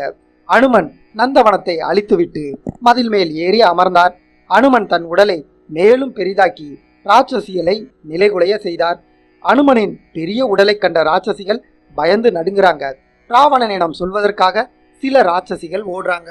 சீதையிடம் சென்ற சில ராட்சசிகள், அசோகவனத்தை அழித்துவிட்டு கோட்டையின் மதில் மேல் ஒரு பெரிய வானரம் அமர்ந்திருக்கு, இந்த வானரம் இங்கு எப்படி வந்தது, உனக்கு தெரிந்திருக்கணும், இந்த வானரம் உன்னிடம் ஏதாவது பேசியதா, மறைக்காம உள்ளபடி சொல், பயப்படாதே அப்படின்னு சொல்றாங்க. ராட்சசிகள் சொல்லும் பெரிய உருவம் அனுமனாக இருக்குமோ என்று யோசித்த சீதை, பார்க்காமல் நாம் ஒன்றும் சொல்ல முடியாது, இவர்கள் நம்மை ஏமாற்றுவதற்காக ஏதாவது சொன்னாலும் சொல்லலாம் அப்படின்னு முடிவுக்கு வந்து ராட்சசிகளிடம் பேச ஆரம்பிக்கிறார். இந்த ராட்சச உலகத்துல நடப்பது எல்லாம் மாயாஜாலமா இருக்கு. இங்க இருக்கும் ராட்சசர்கள் எல்லாம் அவர்கள் விருப்பம் போல தங்கள் உருவத்தை மாற்றிக்கொள்றாங்க. வந்திருப்பது உங்கள் ராட்சச இனத்தை சேர்ந்தவனா இருக்கலாம், உங்கள் நகரத்தில் உள்ளவர்களை பற்றி உங்களுக்கு தான் தெரியும், எனக்கு ஒன்றும் தெரியாது அப்படின்னு சொல்றா. அனுமன் ராட்சசர்கள் வரட்டும், அவர்களை ஒரு வழி செய்திடலாம் அப்படின்னு மதில் சுவற்றில் சுகமாக அமர்ந்திருந்தார். ராவணனிடம் சென்ற ராட்சசிகள் அசோகவனத்தை ஒரு பெரிய வானரம் அழித்துவிட்டு ராட்சசிகளை பயமுறுத்தி கொண்டிருக்கு. சீதையை சுற்றி இருக்கும் மரங்கள் கொடிகளை மட்டும் அந்த வானரம் ஒன்றும் செய்யல.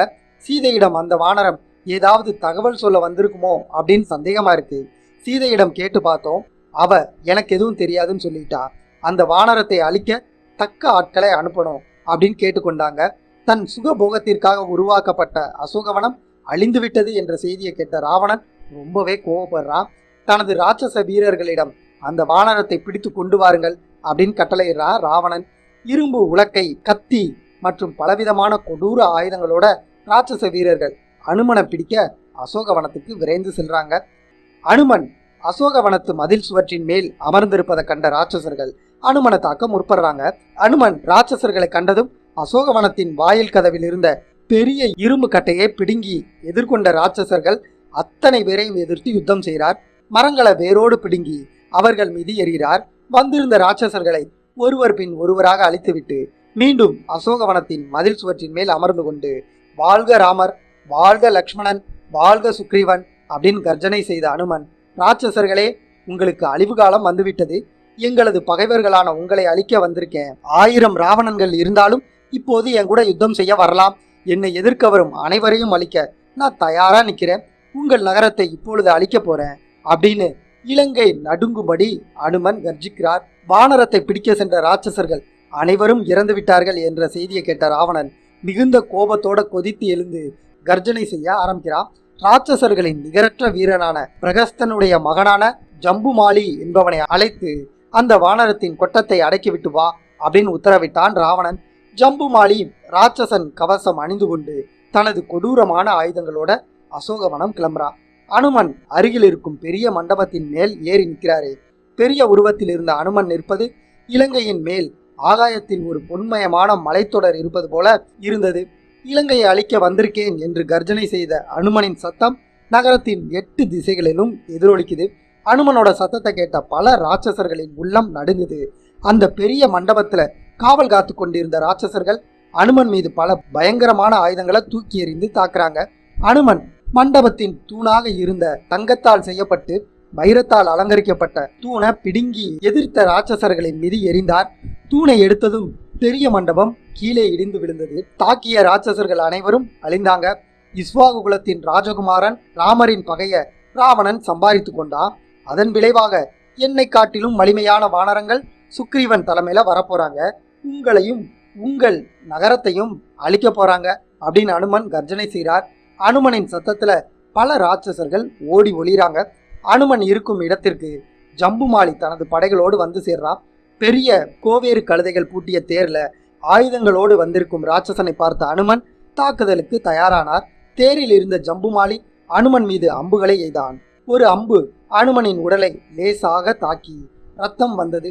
இதனால் கோபமடைந்த அனுமன் அருகில இருந்த பெரிய கல்லை எடுத்து ஜம்புமாலி மீது எறிந்தார்.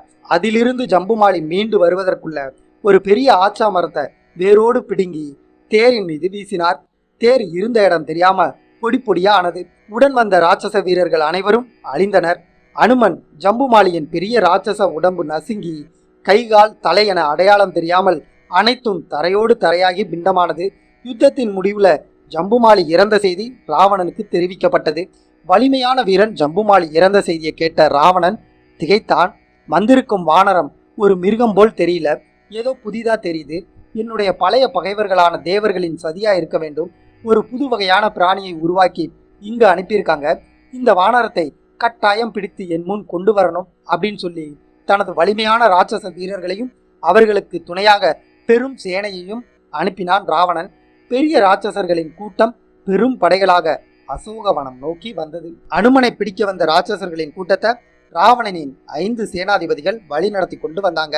அனுமனை பல வகையான ஆயுதங்கள் கொண்டு தாக்குறாங்க. ராட்சசர்களின் எந்த ஆயுதத்தாலும் வஜ்ராயுதம் போல் இருந்த அனுமனை கட்டுப்படுத்த முடியல. அனுமன் வழக்கம் போல மரங்களை வேரோடு பிடுங்கி அவர்கள் மீது எரிந்தும் பெரிய பாறைகளை தூக்கி வீசியும் சிலரை கால்களால் மிதித்தும் கொள்றாரு. சேனாதிபதிகள் வந்த தேரின் மீது குதித்து தேரை பொடி பொடியாக்குறாரு. 5 சேனாதிபதிகளும் இறந்து போறாங்க. அவர்களுடன் வந்திருந்த ராட்சசர்களில் சிலர் உயிர் பிழைத்து பயந்து ஓடிட்டாங்க. அனுமன் மீண்டும் அசோகவனத்தின் மதில் சுவற்றின் மேல் அமர்ந்து கொண்டார். அனுமனை பிடிக்க சென்ற 5 சேனாதிபதிகளும் இறந்து விட்டார்கள் என்ற செய்தி ராவணனுக்கு சிறிது பயத்தை கொடுத்தது. ஒரு தனி வானரம் எப்படி இவ்வளவு பலமுடன் பராக்கிரமத்துடன் இருக்கா? தலை சிறந்த சேனாதிபதிகளையும் வீரர்களையும் கொன்றது சாதாரணமான நிகழ்வு அல்ல. தேவர்கள் ஏதோ சூழ்ச்சி செய்திருக்காங்க அப்படின்னு ராவணன் கவலையோடு இருந்தாலும் தன் கவலையை முகத்துல காட்டாம சிரித்த முகத்துடன் அனுமனை பரிகாசம் செய்து சிரிக்கிறான். தன் சபையில இருப்பவர்களை சுற்றி பார்த்தான். ராவணனோட மகன் அசன் மிக உற்சாகமாக எழுந்து நிற்கிறான். அந்த வானரத்தை நான் தனியா போய் பிடிச்சிட்டு வரேன், எனக்கு உத்தரவு கொடுங்க அப்படின்னு ராவணனிடம் அனுமதி கேட்கிறான். யுத்தத்திற்கு பயப்படாம தைரியமா முன்னின்ற தன் வீர மகனை பார்த்து பெருமை கொண்ட ராவணன் அனுமனை பிடித்து வர அனுமதி கொடுக்கிறான். தேவர்களுக்கு சமமான வாலிப வீரரான அசன் தான் தவம் செய்து பெற்ற தன்னுடைய 8 குதிரைகள் பூட்டிய தங்க ரதத்துல ஏறி அசோகவனத்தை நோக்கி போறான். சாதாரண வானரத்துடனே போர் புரிய போறோம், சில கணத்துல அந்த வானரத்தை பிடித்து விடலாம் அப்படிங்கிற எண்ணத்துல இருந்தான் அசன். அவனுடைய மிகப்பெரிய ராட்சச படைகள் பின்னே போகுது. அனுமனின் பெரிய உருவத்தையும் இவ்வளவு பெரிய ராட்சச படைகளை கண்டு பயமில்லாமல் நின்ற அனுமனின் கம்பீரத்தையும் கண்ட அசன் தன்னுடைய வீரத்திற்கு சரிசமமான விரோதியுடனே யுத்தம் செய்ய போறோம் அப்படின்னு மகிழ்ந்த அசன் அந்த வானரத்தை பிடிக்க சிறிது நேரமாகும் போல் இருக்கிறதே அப்படின்னு யோசிக்கிறான். இருவருக்கும் இடையில கடும் யுத்தம் நடக்குது. அசன் அனுமனின் மீது எய்த அம்புகள் மேகங்களின் கூட்டம் போல கிளம்பி மலை மேல் மலை பொழிவது போல இருந்தது. அனுமனுடைய வஜ்ரம் போன்ற உடம்பை அசன் அம்புகளால் ஒன்றும் செய்ய இயலவில்லை. ஆகாயத்தில் மேகங்களுக்கு நடுவில் பறப்பது போல் அம்புகளுக்கு இடையில் சென்ற அனுமன் அசனை தாக்கினார். ராட்சச படைகளை பறந்து தாக்கி சிதறடித்தார். ராவணனின் குமாரனாகிய அசனின் சாமர்த்தியம், வீரம், பொறுமை ஆகியவற்றை கண்ட அனுமன் இவ்வளவு சிறு வயதில் பெரிய வீரனா இருக்கானே, இவனை கொல்ல வேண்டுமா அப்படின்னு வருத்தப்பட்டு விளையாட்டாக யுத்தம் செய்து சிறிது நேரத்தை கடத்தினார். ராட்சசர்களுடைய பலம் பெருகிக் கொண்டே சென்றது. இறுதியில அனுமன் அசனை கொன்றுவிடலாம் அப்படின்னு மனதை உறுதிப்படுத்தி கொண்டு அசனுடைய தேரின் மேல் குதித்தார். தேர் பொடி பொடி ஆனது, குதிரைகள் இறந்தது. தனியாக தரையில் நின்ற அசன் தன்னுடைய வில்லுடனும் கத்தியுடனும் ஆகாயத்துல கிளம்பி அனுமனை தாக்குறான். இருவருக்கும் இடையில போர் ஆகாயத்துல நடக்குது. அசனுடைய எலும்புகளை உடைத்து உடலை நசுக்கி கொன்றார் அனுமன். அசன் வானரத்தால் கொல்லப்பட்டான் என்ற செய்தி அறிந்ததும் ராவணன் இதயம் துடித்தது. கோபத்துல கத்துறான். தன் உள்ளத்தை ஒரு நிலையில வைத்துக் கொள்ள முடியாம இந்திரனுக்கு சமமான வீரனான இந்திரஜித்தை அழைத்தான். அனுமன் அசனை கொன்ற பிறகு வழக்கம்போல் அசோகவனத்தின் மதில் சுவற்றின் மீது ஏறி அமர்ந்து கொண்டார். தேவர்களுக்கு நிகரான ராவணனின் புதல்வன் அசன் கொல்லப்பட்ட செய்தி அறிந்த இந்திரன் அனுமனை பார்த்து ஆச்சரியப்பட்டான். பல முனிவர்களும் தேவர்களும் ஆகாய வழியாக வந்து அனுமனை பார்த்து வாழ்த்தி விட்டு போறாங்க. ராவணனால் அழைக்கப்பட்ட இந்திரஜித் தன் தம்பி அசன் ஒரு வானரத்தால் கொல்லப்பட்டான் என்ற செய்தி கேட்டு அதிர்ச்சி அடைந்தான். விரைவாக அரசவைக்குள் வந்து ராவணனின் முன் நின்று தன் வணக்கத்தை தெரிவித்தான். ராவணன் இந்திரஜித்திடம் பேச ஆரம்பிக்கிறான். இந்திரனுக்கு சமமான வீரன் நீ, எல்லா அஸ்திரங்களையும் நன்றாக பயின்று அதனை அடைந்திருக்கிறாய். நம்மை எதிர்த்த தேவர்களையும் அசுரர்களையும் யுத்தத்துல ஜெயிச்சிருக்க. பிரம்மாவை தவம் செய்து பூஜித்து அவரிடமிருந்து பிரம்மாஸ்திரம் பெற்றிருக்க. உன்னை எதிர்த்து யுத்தம் செய்யக்கூடியவர்கள் இந்த உலகத்துல யாரும் இல்ல. அறிவில் சிறந்த நீ காரியங்களை சரியாக யோசித்து செய்வதில் உனக்கு நிகர் யாருமே கிடையாது. அசோகவனத்துல ஒரு வானரம் நம்ம எதிர்த்து கொண்டு இருக்கு. தேவர்களோட சூழ்ச்சியா இருக்கும் அப்படின்னு நான் நினைக்கிறேன். நான் அனுப்பிய கிங்கரர்கள் ஜமாலி, நம்முடைய சேனாதிபதிகள் 5 பேர், உனது அருமை தம்பி அசன், அத்தனை பேரும் அந்த வானரத்தால கொல்லப்பட்டாங்க. நீதான் அந்த வானரத்தை வெல்லும் வல்லமை கொண்டவன். அந்த வானரத்தை நமது சேனைகளின் பலத்தால் வெல்ல முடியாது. அந்த வானரத்தின் அறிவாற்றலையும் வல்லமையையும் பராக்கிரமத்தையும் சிந்தித்து பார்த்து உன்னுடைய தவ பலத்தை உபயோகித்து சிறந்த அஸ்திரத்தை பயன்படுத்தி கைது செய்து இங்கே வெற்றியுடன் திரும்பி வா அப்படின்னு சொல்லி இந்திரஜித்தை அனுப்பி வைக்கிறான் ராவணன். இந்திரஜித் தந்தையை வலம் வந்து ஆசி பெற்று கொண்டு 4 சிங்கங்கள் பூட்டிய தேர்ல சென்று வில்லில் நாணை இழுத்து சப்தம் செய்து அசோகவனத்தை நோக்கி சென்றான். அவன் பின்னே ராட்சச சேனைகள் பெரும் கூட்டமா வர்றாங்க. அனுமனுக்கு தூரத்துல ஒரு கூட்டம் வருவது போல தெரிந்தது. மீண்டும் யுத்தம் செய்வதற்கு தயாரானார். இந்திரஜித் தன்னுடைய வில்லில் அம்புமலை பொழிந்தான். அனைத்து அம்புகளில் இருந்தும் அனுமன் லாவகமா தப்புறாரு. சில அம்புகள் அனுமனின் மீது பட்டாலும் அந்த அம்புகளால் அனுமனின் வஜ்ரம் போன்ற உடலை துளைக்க முடியல. இந்திரஜித் விட்ட அம்புகள் அனைத்தும் பயனற்று போனது. ராட்சசர்கள் ஏற்படுத்திய பேரிகை நானோசை சப்தங்களுக்கு எதிராக அனுமனின் கர்ஜனை சத்தம் பெரிதா இருந்தது. இருவருக்கிடையிலும் நடந்த யுத்தம் இருவரின் சாமர்த்தியத்தையும் வலிமையையும் காட்டியது. யுத்தம் நீண்டு கொண்டே சென்றது. இந்திரஜித் சிந்திக்க தொடங்குறான்.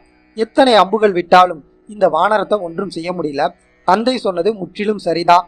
நமது தவத்தினால் பெற்ற அஸ்திரத்தை உபயோகித்து இந்த வானரத்தை அடக்கணும் அப்படின்னு முடிவு செய்கிறான். பிரம்மாவிடம் இருந்து பெற்ற பிரம்ம அஸ்திரத்தை அனுமன் மீது எய்தான் இந்திரஜித். பிரம்ம அஸ்திரம் அனுமனை செயலிழக்க செய்து கீழே தள்ளுது. அனுமன் நம்மை கட்டியது பிரம்மாஸ்திரம் என்பதை தெரிந்து கொண்டார். பிரம்மா தனக்கு அளித்த சிரஞ்சீவி பட்டத்தையும் அந்த நேரம் அவர் சொல்லிய செய்திகளையும் ஞாபகம் செய்து கொண்டார். ஒரு முகூர்த்த நேரம் மட்டுமே இந்த அஸ்திரம் நம்மை கட்டி வைக்கும். அதன் பிறகு செயலற்று போகும். இதனால் நமக்கு எந்த ஆபத்தும் இல்லை. இந்த ஒரு முகூர்த்த நேரத்துல இந்த ராட்சசர்கள் என்ன செய்ய முடியும் பார்க்கலாம் அப்படின்னு பிரம்மாவின் பிரம்மாஸ்திரத்துக்கு கட்டுப்பட்டு தரையில விழுந்து அமைதியா இருந்தார். அனுமன் கீழே விழுந்து செயலற்று போய்விட்டார் என்று அறிந்த ராட்சசர்கள் அனுமனுக்கு அருகில் வந்து சூழ்ந்து கொண்டு இந்திரஜத்தை புகழ்ந்தும் அனுமனை தின்று விடுவோம் அப்படின்னு கோஷம் போட ஆரம்பிக்கிறாங்க. அனுமன் மயக்கமடைந்தது போல பாசாங்கு செய்கிறார்.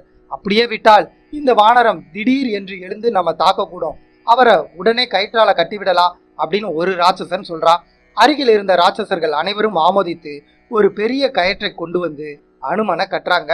மந்திர பிரம்ம அஸ்திரத்தினால் கட்டப்பட்டு இருப்பவர்களை தூள பொருள்களான கயிறு கொண்டு கட்டினால் பிரம்ம அஸ்திரம் செயலற்று போகும் என்பதை அறிந்திருந்த இந்திரஜித் வானரத்தை கயிறால கட்டாதீங்க அப்படின்னு கத்துறான். ராட்சசர்கள் வெற்றி முழக்கத்துல போட்ட கூச்சல் தூரத்தில் நின்றிருந்த இந்திரஜித் சொன்னது யார் காதலையும் விழல. ராட்சசர்கள் அனுமனை கட்டியதை தடுக்க முடியாமல் தவித்த இந்திரஜித், நம்முடைய பிரம்மாஸ்திரம் வீணாய் போய்விட்டதே, விரைவில் இந்த வானரம் எழுந்து யுத்தம் செய்ய வந்து விடுவான், மீண்டும் வானரத்தின் மீது பிரம்மாஸ்திரத்தை உபயோகிக்க முடியாதே அப்படின்னு வருத்தப்படுறான். அனுமன் தன்னை கட்டிய பிரம்மாஸ்திரம் அவிழ்ந்து போனதை உணர்ந்தார்.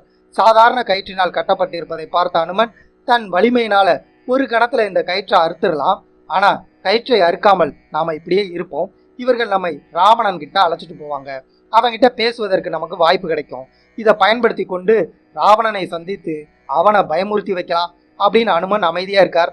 ராட்சசர்கள் தனது கைகளினால் அனுமனை அடித்தும் திட்டியும் பரிகாசம் செய்து கொண்டே ராவணன் அரண்மனை வரை இழுத்துட்டு போறாங்க. ராவணனை பயமுறுத்தியே ஆக வேண்டும் என்று அனைத்தையும் அனுமன் பொறுத்து கொண்டார். அனுமனை ராவணன் முன்பு கொண்டு போய் நிறுத்துறாங்க. ராவணன் பட்டு பீதாம்பரமும் கண்கூசும் ஆபரணங்களுடன் ரத்தின கிரீடத்துடன் அரசவையில கம்பீரமா ஒரு மலை போல அமர்ந்திருக்கான். ராட்சசர்கள் இவ்வளவு நேரம் செய்த கொடுமைகள்ல அமைதியா இருந்த அனுமன் ராவணனை பார்த்ததும் சீதைக்கு அவன் செய்த கொடுமைகள் ஞாபகம் வந்தது. பெரும் கோபம் கொண்டு சிந்திக்க ஆரம்பிக்கிறார் அனுமன். எழிலுடன் பராக்கிரமசாலியாக இருக்கும் இந்த ராவணன் தர்மத்துல இருந்து விலகாமல் இருந்து சத்தியத்தை கடைபிடித்திருந்தால் தேவலோகத்துல இருப்பவர்கள் கூட இவனுக்கு ஈடாக மாட்டாங்க.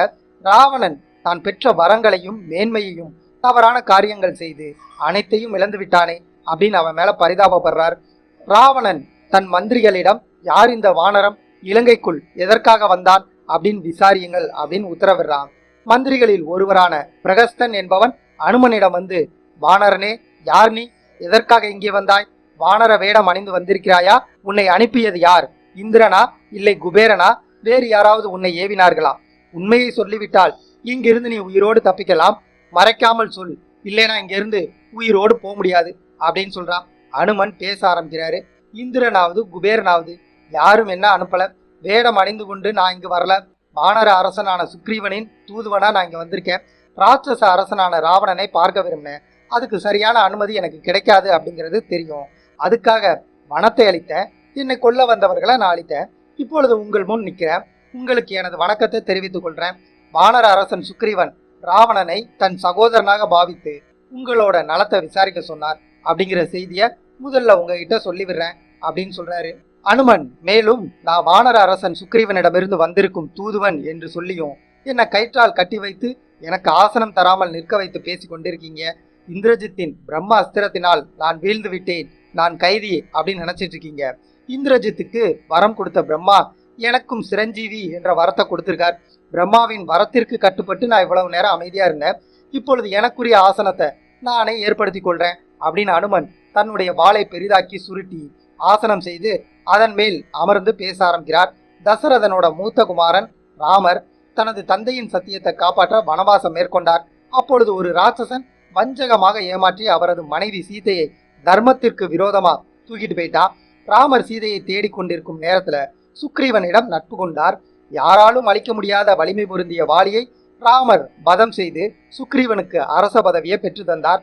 ராமரின் கட்டளைப்படி சுக்ரீவன் சீதையை தேட உலகம் முழுவதும் தனது வானர படைகளை அனுப்பி வைத்தார். இந்த இலங்கையில சீதையை நான் தேடி வந்தேன், இங்கு சீதையை கண்டேன், நீங்கள் சீதையை அபகரித்து வந்தது தர்மத்துக்கு விரோதமான செயல் என்று உங்களுக்கு தெரியும், உங்களோட இந்த செயலால ராமர் மற்றும் வானர கூட்டத்தின் பகையை சம்பாதித்து கொண்டீங்க, உடனடியாக ராமரிடம் மன்னிப்பு கேட்டு சீதையை அவர்கிட்ட ஒப்படைச்சு சரணடைஞ்சிருங்க, இல்லைனா ராமர் மற்றும் அவரது தம்பி லக்ஷ்மணனோட அம்புகள் மற்றும் வானர கூட்டத்தினால் இந்த ராட்சச கூட்டமும் மொத்தமா அழிந்து போகும் என்பதை தெரிந்து கொள்ளுங்க அப்படின்னு அனுமன் சொல்றாரு. அனுமனோட பேச்சில் கோபமடைந்த ராவணன் இந்த வானரத்தை கொன்றே விட வேண்டும் அப்படின்னு முடிவு செய்யறான். அவனது கண்கள் கோபத்துல துடிக்குது. அனுமன் மேலும் பேச ஆரம்பிக்கிறார்.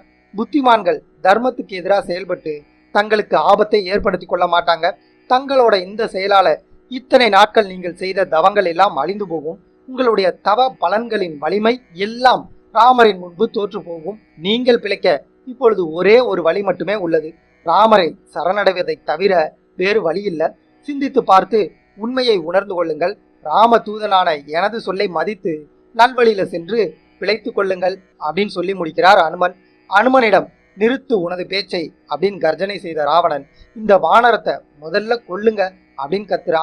தூதுவனை கொல்வது தவறாகும், இதுவே ராஜநீதி. எனவே இந்த வானரத்தை கொல்ல வேண்டாம் அப்படின்னு சபையில இருந்த ராவணனின் தம்பி விபீஷணன் சொல்றான்.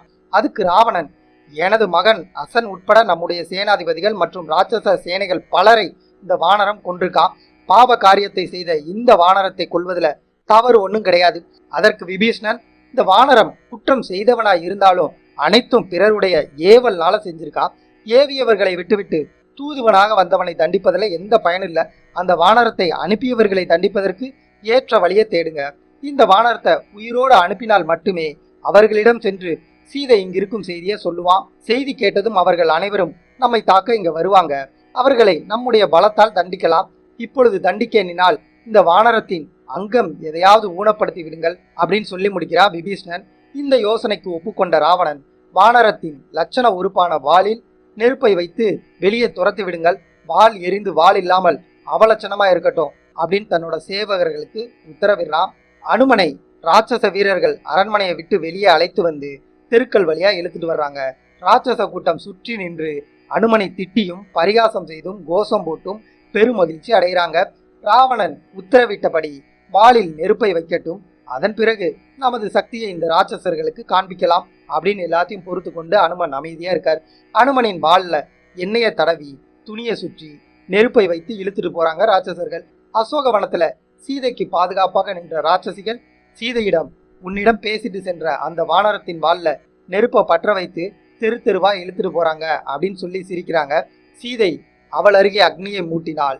அக்னியே, நான் செய்த புண்ணியம் ஏதேனும் இருந்தால், நான் உண்மையான பதிவிரதையாக இருந்தால் அனுமனை நெருப்பின் வெப்பம் தாக்காம குளிர்ச்சியோட இருக்கணும் அப்படின்னு பிரார்த்தனை செய்கிறார். அனுமனுக்கு தனது வாளில் உள்ள நெருப்பின் வெப்பம் தாக்காமல் குளிர்ச்சியாகவே இருந்தது. அனுமன் சிந்திக்க ஆரம்பிக்கிறார். நெருப்பு வைக்கப்பட்ட துணி எரியுது, ஆனா நமது வாள் குளிர்ச்சியா இருக்குது.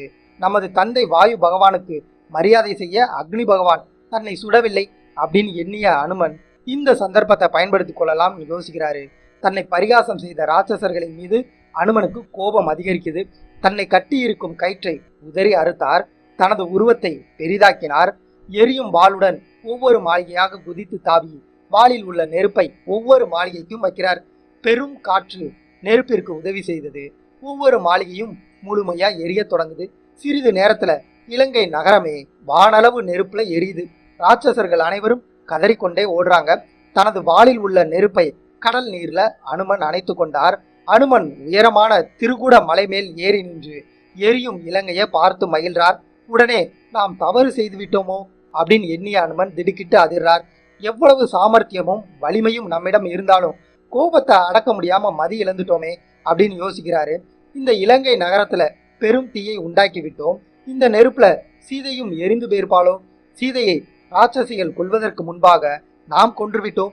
கோபத்தில் நாம் செய்த செயலால் ராமகாரியத்தையும் நாசம் செய்து விட்டோமே. நம்மை போன்ற மூடன் பாவி இந்த உலகத்துல யாரும் இருக்க மாட்டாங்க அப்படின்னு தன்னைத்தானே திட்டிக் கொண்டு துக்கத்துல இருந்தார். அனுமன் இனி இந்த உலகத்துல வாழ நமக்கு தகுதி இல்லை, இங்கேயே நமது உயிரை விட்டு விடலாம் அப்படின்னு முடிவு செய்கிறார். அப்பொழுது நல்ல சகுனங்கள் அனுமனுக்கு தென்படுது.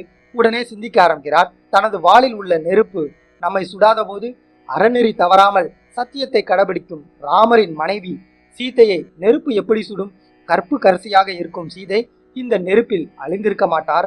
சீதை நலமாக இருப்பார் அப்படின்னு அனுமன் நினைத்து கொண்டிருக்கும் போது ஆகாயத்தில் 2 வானவர்கள் பேசிக்கொண்டு சென்றது அனுமனுக்கு கேட்டது.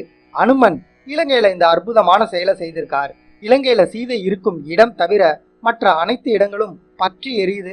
அனுமன் வாழ்க, அனுமனின் பராக்கிரமம் வாழ்க அப்படின்னு சொல்லிக்கிட்டே போறாங்க. அனுமனுக்கு அப்பொழுதுதான் புரிந்தது, சீதையின் புண்ணியத்தால் தான் நமது வாளில் இருந்த நெருப்பு நம்மை சுடவில்லை. நம்மை சுடாத நெருப்பு அவரை எப்படி சுடும்? சீதை நலமாக இருக்கிறார், நாம் பிழைத்தோம். ஒருமுறை சீதையை பார்த்து விட்டு செல்லலாம் அப்படின்னு முடிவெடுத்த அனுமன் அசோகவனத்திற்கு மீண்டும் போறாரு. அனுமன் அசோகவனத்துல சிம்சுபா மரத்தடியில சீதை அமர்ந்திருப்பதை கண்டு மிகவும் மகிழ்ச்சி அடைகிறார். சீதையிடம் சென்று தனது வணக்கத்தை தெரிவித்துக் கொண்டு, தாயே, தாங்கள் நலமாக இருப்பதை கண்டேன். இப்பொழுது இலங்கையில் நடந்தது அனைத்தும் தாங்கள் அறிவிங்க. அனைத்தும் தங்களின் சக்தியினால் என்பதை உணர்ந்தேன். உங்களால் நெருப்பு சுடாமல் நான் காப்பாற்றப்பட்டேன். இது என்னோட பாக்கியம் அப்படின்னு சொல்றாரு. அதுக்கு சீதை, உன்னால் ஆகாத காரியம் ஒண்ணுமே இல்லை. சீக்கிரம் எனது ராமனை அழைத்து வரணும். இது உன் ஒருவனால் மட்டுமே செய்ய முடியும் அப்படின்னு சொல்றாங்க. அதுக்கு அனுமன் விரைவில் சுக்ரீவனோட தலைமையில ஆயிரக்கணக்கான வானரத்துடன் ராமரும் லக்ஷ்மணனும் விரைவில் வந்து சேருவாங்க. விரைவில் நீங்கள் அயோத்திக்கு திரும்பி போவீங்க. நான் விரைவில் சென்று வர்றேன் அப்படின்னு அனுமன் அங்கிருந்து கிளம்புறார். அனுமன் இலங்கை கடற்கரையின் மிகப்பெரிய மலை ஒன்றின் மீது ஏறி நின்று வில்லில் இருந்து செல்லும் அம்பு போல அங்கிருந்து ஆகாயத்திற்கு தவறார். தூரத்தில் மகேந்திரகிரி மலை தெரிந்ததும் கடற்கரைக்கு அருகே வந்துவிட்டோம் என்பதை உணர்ந்து வெற்றி கர்ஜனை செய்தார் அனுமன். ஆகாயத்துல கருடன் பறந்து வருவதை போல கர்ஜனை செய்து கொண்டு அனுமன் வருவதை பார்த்த வானரங்கள் அனுமன் வந்துவிட்டார் அப்படின்னு ஆரவாரம் செய்கிறாங்க. இதுவரையில கவலையும் கண்ணீருமா இருந்த வானரங்கள் அடங்காத மகிழ்ச்சியோடு குதிக்கிறாங்க. அப்பொழுது ஜாம்பவன் அனுமன் வெற்றியுடன் திரும்பி வந்திருக்கான், அதனாலேயே இவ்வாறு கர்ஜனை செய்கிறான் அப்படின்னு சொல்றார். அனைவரும் மரங்களிலும் குன்றுகளில் ஏறி அனுமன் ஆகாயத்தில் பறந்து வருவதை பார்த்து கொண்டே மகிழ்ச்சியோட இருக்காங்க. ஆகாயத்தில் இருந்து கீழே பார்த்த அனுமன் மலைகள், குன்றுகள், மரங்கள் எல்லாம் வானரங்கள் நிறைந்து நிற்கும் காட்சியை பார்த்து மகிழ்ந்து கீழே இறங்குறாரு. அனுமனை பார்த்த மகிழ்ச்சியில் வானரங்கள் அனுமனை சுற்றி நின்று கூடி ஆரவாரம் செய்கிறாங்க. ஜாம்பவன் அனுமனை வரவேற்கிறாரு. சீதை எப்படி இருக்கிறாள்? அவளின் மனநிலை, உடல்நிலை எப்படி இருக்கு? ராவணன் அவளிடம் எப்படி நடந்து கொள்றான்? பார்த்தவற்றையும் நடந்தவற்றையும் அப்படியே சொல். சீதையை கண்ட மகிழ்ச்சியான செய்தியை அனைவரும் அனுபவிக்க காத்திருக்கோம். நீ சொல்பவற்றை வைத்து அடுத்து என்ன செய்யலாம் அப்படின்னு யோசித்து முடிவு செய்யலாம் அப்படின்னு ஜாம்பவன் அனுமன் கிட்ட சொல்றாப்படி. அதற்கு அனுமன் கிளம்பியதுல இருந்து கடலை தாண்டும் போது வந்த ஆபத்தில் இருந்து சொல்ல ஆரம்பித்து இலங்கையை எரித்தது வரை அனைத்தையும் சொல்றாரு. தன் வாளில் ராட்சசர்கள் பற்ற வைத்த நெருப்பில் இருந்து சீதை தன்னை காப்பாற்றியதை திகைப்புடன் சொன்ன அனுமன் சீதை தன்னிடம் சொன்ன வார்த்தைகளை சொல்லும் போது மட்டும் அனுமனின் கண்கள்ல நீர் வடிந்தது. ராவணனை பற்றி சொல் அப்படின்னு ஜாம்பவன் கேட்கிறான். அனுமன் பேச ஆரம்பிக்கிறார். நெருப்பே நெருங்க முடியாத சீதையை யாராவது தூக்கி செல்ல வேண்டும் என்று அருகில் சென்றிருந்தால் கூட அவர்கள் சாம்பலாய் போயிருப்பாங்க. ஆனால் ராவணன் சீதையை தூக்கி செல்லும் போது அவனுக்கு ஒண்ணுமே ஆகவில்லை. அவ்வளவு தவ பலனை வைத்திருக்கும் வலிமையானவன் அவன். சீதையை தூக்கி சென்றதுல ராவணனுடைய தவ பலன்கள் சற்று குறைந்தாலும் இன்னும் சிறிது தவ பலன்கள் அவனை காத்து கொண்டு இருக்கு. அதனால் வலிமையோட இருக்கா. சீதை நினைத்தால் இந்த ராவணனை நெருப்பால் பொசுக்கி இருப்பா. அப்படி செய்தால் ராமரோட மதிப்பு குறைந்துவிடும் என்றும் ராமர் தன்னுடைய வலிமையால் ராவணனை வென்று அழைத்து செல்லணும் என்றும் நடப்பது அனைத்தையும் சகித்து கொண்டு அமைதியா இருக்காங்க அப்படின்னு சொல்றாரு. அனுமன் தொடர்ந்து சொல்றாரு, இப்பொழுதே நாம் அனைவரும் இலங்கை சென்று ராவணனையும் அவனது ராட்சச கூட்டத்தையும் அழித்துவிட்டு சீதையை மீட்டு ராமரிடம் கொண்டு போய் சேர்த்து விடலாமா என்று உங்களது யோசனையை சொல்லுங்கள். இதனை செய்ய நமக்கு வலிமையும் சக்தியும் இருக்கு. ஜாம்பவனாகிய உங்கள் ஒருவரின் வலிமையே போதும் ராட்சச கூட்டத்தை அழிக்க. இதற்கு மேல் வாலியின் குமாரன் அங்கதன் இருக்கான். மேலும் பராக்கிரமசாலிகளான பனசன், நீலன் இருவர் இருக்காங்க. பிரம்மாவிடம் வரங்களை பெற்ற அசுவினி குமாரர்கள் மைந்தன், தீவிதன் இருக்காங்க. இவர்கள் அனைவரும் தனியாகவே சென்று ராட்சசர்களை அழிக்கும் திறமை பெற்றவர்கள். இப்பொழுது அனைவரும் ஒன்று கூடியிருக்கோம். நாம் அனைவரும் சென்று சீதையை மீட்டு ராமரிடம் சேர்த்து அவர்கள் இருவரையும் மகிழ்ச்சியில ஆழ்த்துவோம். இப்பொழுது நாம் என்ன செய்யலாம், நீங்கள் சொல்லுங்கள் அப்படின்னு அனுமன் பேசி முடிக்கிறார். இதை கேட்ட அங்கதன் கோபத்தோட கொந்தளித்தான். நான் ஒருவனே போதும், ராவணனையும் இந்த ராட்சசர்கள் கூட்டத்தையும் அழிச்சிருவேன். அப்படி இருக்க நாம் இத்தனை வீரர்களும் இருக்கோம். இத்தனை நாட்கள் கழித்து சீதையை அழைத்து போகாமல் ராமர்கிட்ட வெறும் கையோட திரும்பி செல்வது சரியில்லை. இலங்கை சென்று எதிர்ப்பவர்களை அழித்துவிட்டு சீதையை மீட்டு செல்வோம் அப்படின்னு அங்கதன் சொல்றான். அதற்கு ஜாம்பவன், அன்புக்குரிய யுவராஜனே, இது சரியல்ல. நாம் ராமரிடம் சென்று நடந்தது அனைத்தையும் சொல்வோம். பின்பு அவரின் உத்தரவுப்படி செய்வோம். இதனை கேட்ட அங்கதன், அனுமன் உட்பட அனைவரும் ஜாம்பவன் மிகவும் அறிவும் அனுபவமும் உள்ளவர், அவர் சொன்னா சரியாதான் இருக்கும் அப்படின்னு அவரோட கூற்றை ஆமோதித்து கிஷ்கிந்தைக்கு விரைந்து கிளம்புறாங்க. அனுமன் உட்பட அனைத்து வானர கூட்டமும் கிஷ்கிந்தைக்கு வந்து சேர்றாங்க. அரண்மனைக்கு செல்லும் வழியில சுக்ரீவனோட நந்தவனம் இருந்தது. இதனை கண்ட வானர கூட்டம் பல நாள் கழித்து நம் நாட்டிற்கு வெற்றியோடு திரும்பி வந்துட்டோம் அப்படிங்கிற மகிழ்ச்சியில நந்தவனத்துல புகுந்து அங்கிருந்த தேனையும் பழத்தையும் சாப்பிட்டு வெற்றி களிப்புடன் கூத்தாடுறாங்க. அங்கிருந்த காவலர்கள் எவ்வளவு தடுத்தும் அவர்கள் கேட்காம தங்கள் விருப்பப்படி வெற்றி கொண்டாட்டத்தை தொடர்ந்து செய்யறாங்க. சிலர் மகிழ்ச்சியில தோட்டத்தை நாசம் செய்யறாங்க. இவர்கள் செய்த ஆட்டத்தை பார்த்த ததிமுகன் என்ற காவலாளி சுக்ரீவன் கிட்ட போய் நந்தவனத்துல நடப்பதை சொல்றான். தெற்கே சென்ற வானர கூட்டம் திரும்பி வந்து விட்டது. நமது தோட்டத்தை நாசம் செய்து அக்கிரமமா நடந்து கொள்றாங்க. எவ்வளவு தடுத்தும் கேட்கல. காவல் காக்கும் வானரங்களை உதாசீனப்படுத்திட்டு செடி கொடிகளை நாசமாக்கிட்டாங்க. அவர்களை உடனே தாங்கள் தண்டிக்கணும் அப்படின்னு கேட்டுக்கொண்டா. செய்தியை கேட்ட சுக்ரீவன் அங்கதன் தலைமையில சென்ற வானர கூட்டம் காரிய சித்தி அடைந்து விட்டார்கள். அதனாலேயே வெற்றி கழிப்புல இப்படி செய்யறாங்க அப்படிங்கிறத உணர்ந்து அனுமனையும் அங்கதனையும் உடனே ராமர் இருக்கும் இடத்திற்கு அழைத்து வாருங்கள் அப்படின்னு உத்தரவிடுறான். சீதை இருக்கும் இடம் தெரிந்து விட்டது என்று லக்ஷ்மணனுக்கு செய்தி சொல்லி அனுப்பினான் சுக்ரீவன். ராமர் தனக்கு வந்த செய்தியை கேட்டதும் அவரது காதுல அமிர்தம் சுரப்பது போல இருந்தது. ராமரும் லக்ஷ்மணனும் இருக்கும் இடத்துக்கு சுக்ரீவன் வந்து சேர்றான். அனுமன், அங்கதன், ஜாம்பவன் ராமர் இருக்கும் இடம் வர்றாங்க. இவர்கள் என்ன சொல்ல போகிறார்கள் என்று அவர்கள் பேசுவதை கேட்க ராமர் ஆர்வமா இருக்கார். முதல்ல ராமரை வணங்கிய அனுமன் உடனே தெற்கு பக்கம் திரும்பி வணங்கி கண்டேன் சீதையை அப்படின்னு சொல்றாரு.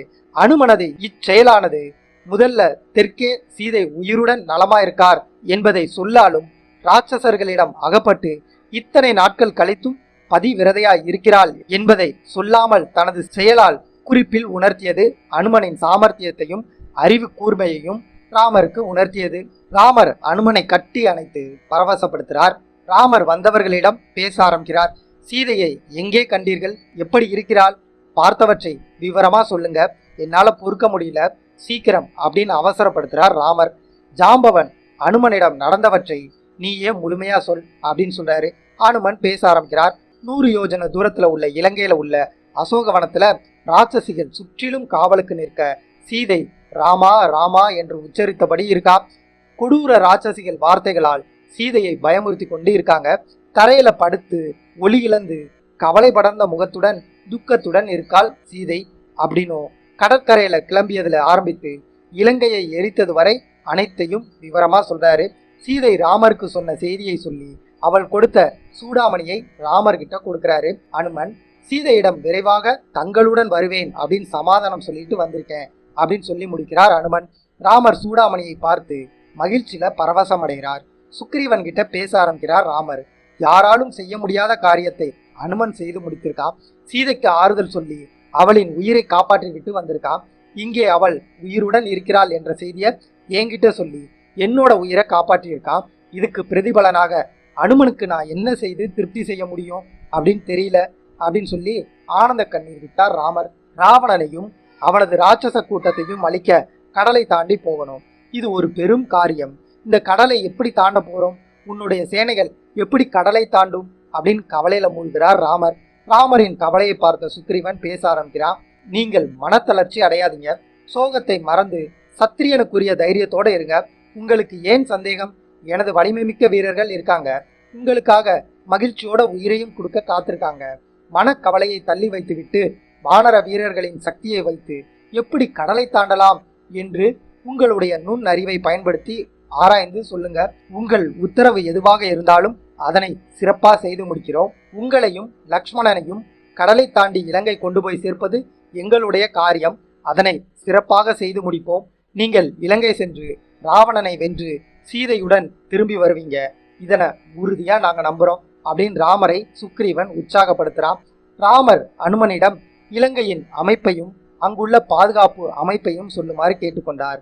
அதற்கு அனுமன் கடலை தாண்டி செல்லும் வழி, இலங்கையின் நகரத்தின் அமைப்பு, ராவணனின் கோட்டையை சுற்றி இருக்கும் அகலியின் பாதுகாப்பு அமைப்பு, மக்கள் ராவணனின் மீது வைத்திருக்கும் நம்பிக்கை, அவர்களின் செல்வம், அங்கு உள்ள ராட்சசர்களின் வலிமை, சேனைகளின் பலம், இலங்கையின் பாதுகாப்புக்கு நிற்கும் ராட்சசர்கள் மற்றும் இலங்கை எதிரிகள் எளிதில் நுழைய முடியாதபடி அரண் அமைத்து ராவணன் பாதுகாத்து வைத்து கொண்டிருக்கான் அப்படின்னு அனைத்தையும் விவரமா ராமன் கிட்ட சொல்றாரு அனுமன்.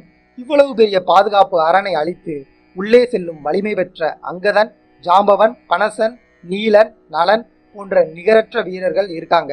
இவர்கள் கடலை தாண்டி செல்லும் அளவு வலிமை பெற்றவங்க. பெரும் வானர படையும் தயாரா இருக்கு.